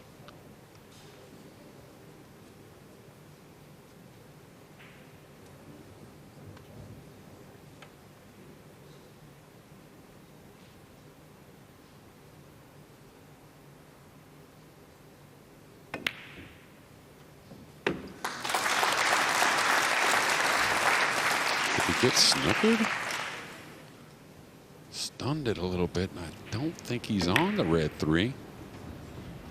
The pink 4 just got it in the way. It's going to be a heck of a stretch for Chua. Oh, no, he does have it.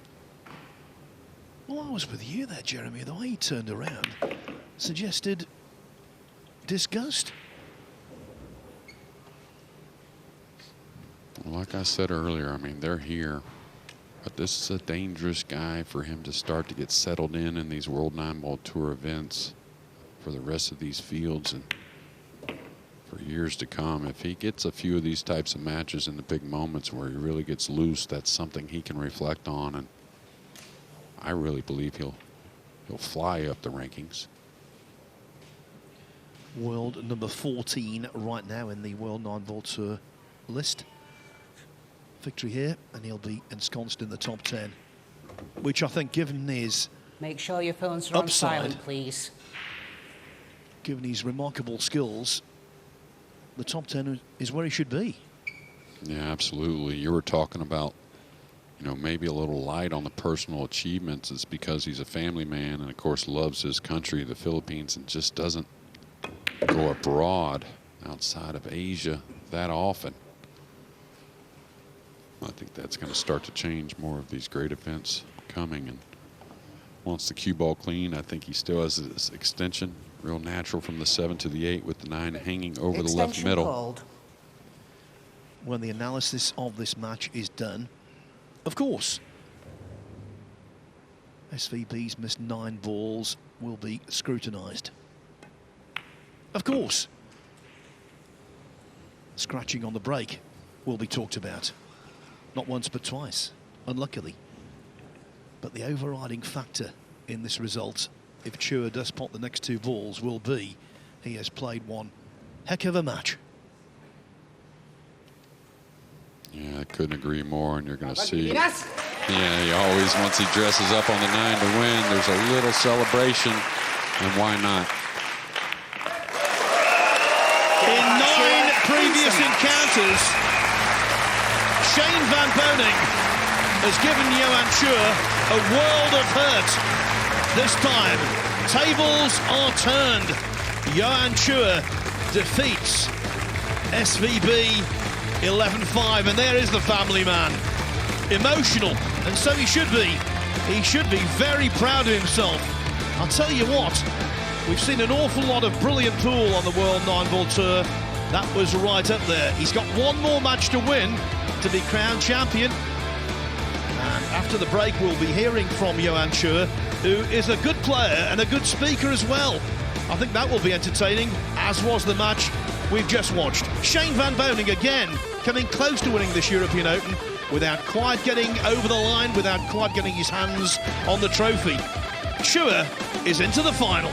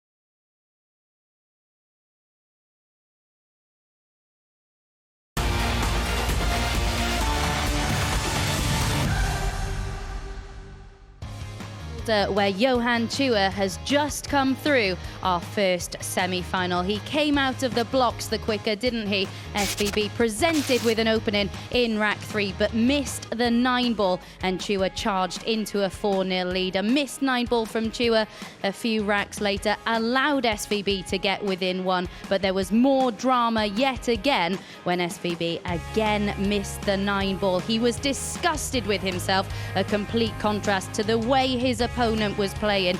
Jeremy Jones alongside me, you were in the commentary box for that one. Shane Van Boening, it was so uncharacteristic, some of his safety play, he just was not in control of that cue ball. Yeah, it was amazing, really. He didn't have that many misses. It seemed like they were all 9-balls, though, and a couple unlucky scratches on the break, but really, Chua won that lag, and he showed us what he had in that semifinal. Yeah, and as you can see, we are joined now by our first finalist, Johann Chua. How are you feeling? We saw you looked a little bit emotional there when you potted that final 9-ball. How are you feeling? It feels amazing because, like I said last night in the interview, I got nothing to lose. And everybody thinks I'm going to lose in this match, but yeah, I just stay focused and try to give the best I can. How did it feel for you coming into this match? Because you said yourself you were very aware that SVB had won all 9 of your previous meetings. Was that playing on your mind at all? Yeah, of course, I have a few records on him. He beat me a lot of times. But the last time we played each other was in the World 10 Ball, and I beat him in the quarterfinals. So, yeah, but he beat me 9-0 before. Yeah, well, always a pleasure to watch you play, Johann. You always play aggressively. I kind of felt like you were going to play a great match because, yesterday you were a big favorite over Alnar, and it's easy to be a little nervous as a big favorite. Yes, of course. Only the players knows that. So, yeah, I think my match against Alnar was the worst match that I played the whole week. But yeah, I get through. A win is a win, and I'm so happy that now I'm here. One more. Yeah, you said that about the game against Alnar, but today your cue ball control in particular was absolutely exquisite, wasn't it? Is that the most confident you have felt all week? Yeah, I just have to double check everything, every shot that I will have, and because I know I can't miss a lot of shots against Shane Van Boening, so yeah, I'll just take care of everything so it works. And at the end of that match, we saw you holding up a picture of your family to the camera. It must mean a lot to be doing this for them back home. Of course, I won't be here without my family. They've always been my inspiration, my wife, my kids. So, yeah, everything that I achieve in life is all because of them. And of course, to my fans and to all the world who support this game. Yeah, well, that push out on the 2-ball when you rolled out to the end rail, what were you feeling? Just like yeah, I know. I mean, I think he's not gonna play that shot, so I just push it there. If I make that shot, I at least I have a chance to get out on the rack. Because I know he won't shoot that one too long. Yeah, it was the rack of the tournament for me. I'll tell you that. What an out! Good. It was just lucky shot. And what's the plan now? Because you've got a few hours until the final. Will you stick around to find out who your opponent's going to be? Are you going to be on the practice table? I'm just gonna go back to the room and talk to my wife, and my wife is my coach, so I'll just ask her what to do later in the final. Very, very wise man. We'll let you go and prepare for that. We do, of course, have one more semi-final to bring you, so let's hear from both players now.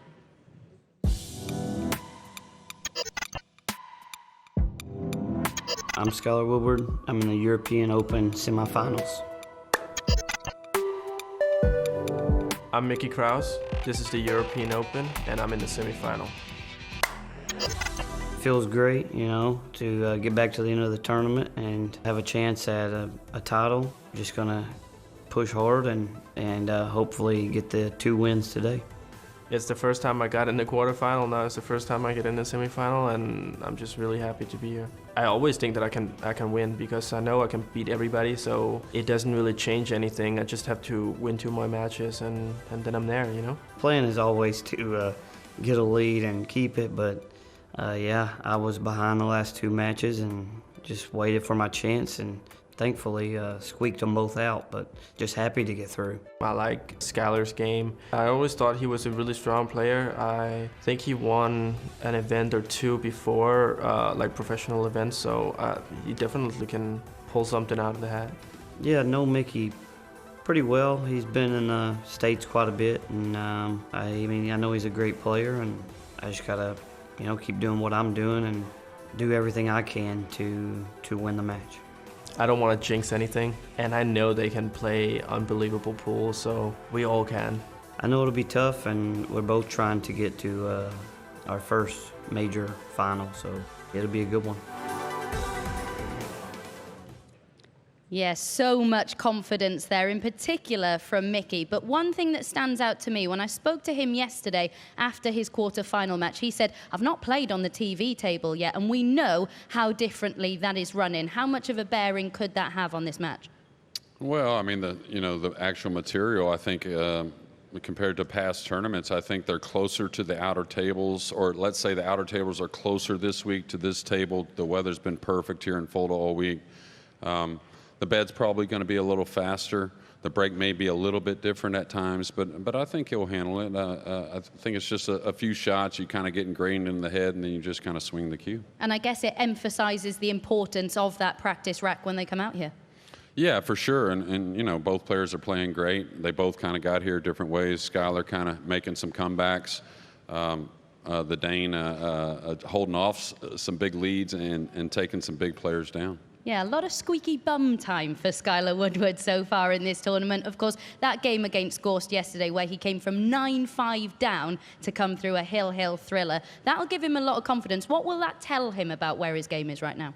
Well, he's gotten better every match. I mean, and you know, what happens with Skylar is, again, you get heated up, the adrenaline gets going, and then you're right back where you should be. And at the end of the matches, he's always been good. We've always known him to be great in the Moscone Cup. So when the pressure's on, Skylar's ready for it, and I think Mickey is as well. And looking for that first major triumph, you've been in this setup, you've been in this situation. For Skylar Woodward, who keeps re-emphasizing the importance of just playing with freedom right now, how important is that?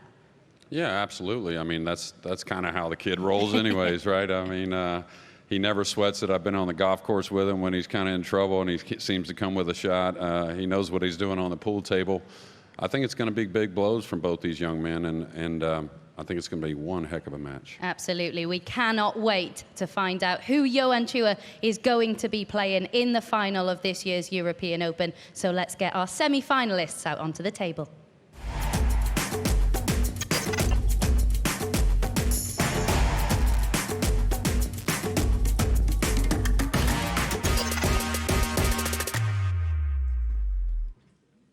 It's time for semi-final number 2. Who will be taking on Johann Chua in tonight's final? It's time to get our players to the table. Up first, a gentleman who will be invading your table and potting your 9 balls. It's the Viking, Mickey Kraus!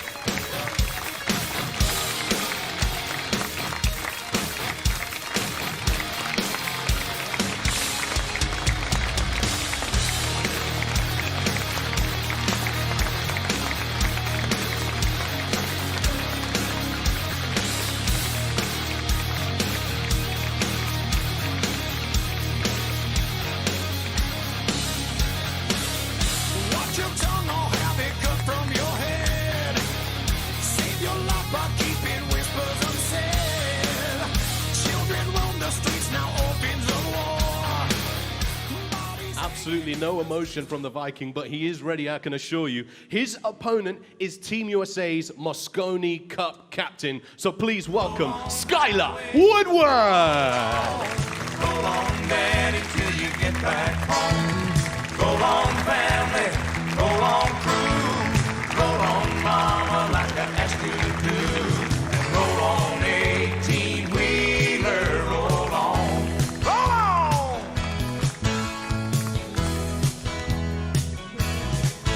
Well, it's Monday morning, he's kissing mama goodbye.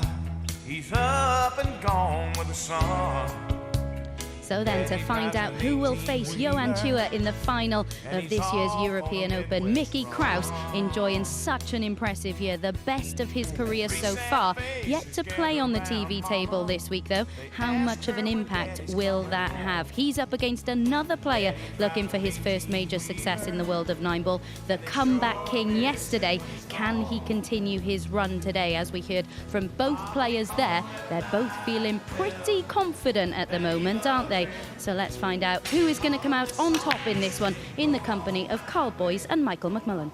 Thanks, Abby. Good afternoon, everyone. The last Matchroom Open event was the UK Open, and by the time it got to the semis, we knew we were going to have a new winner of a big Matchroom individual title.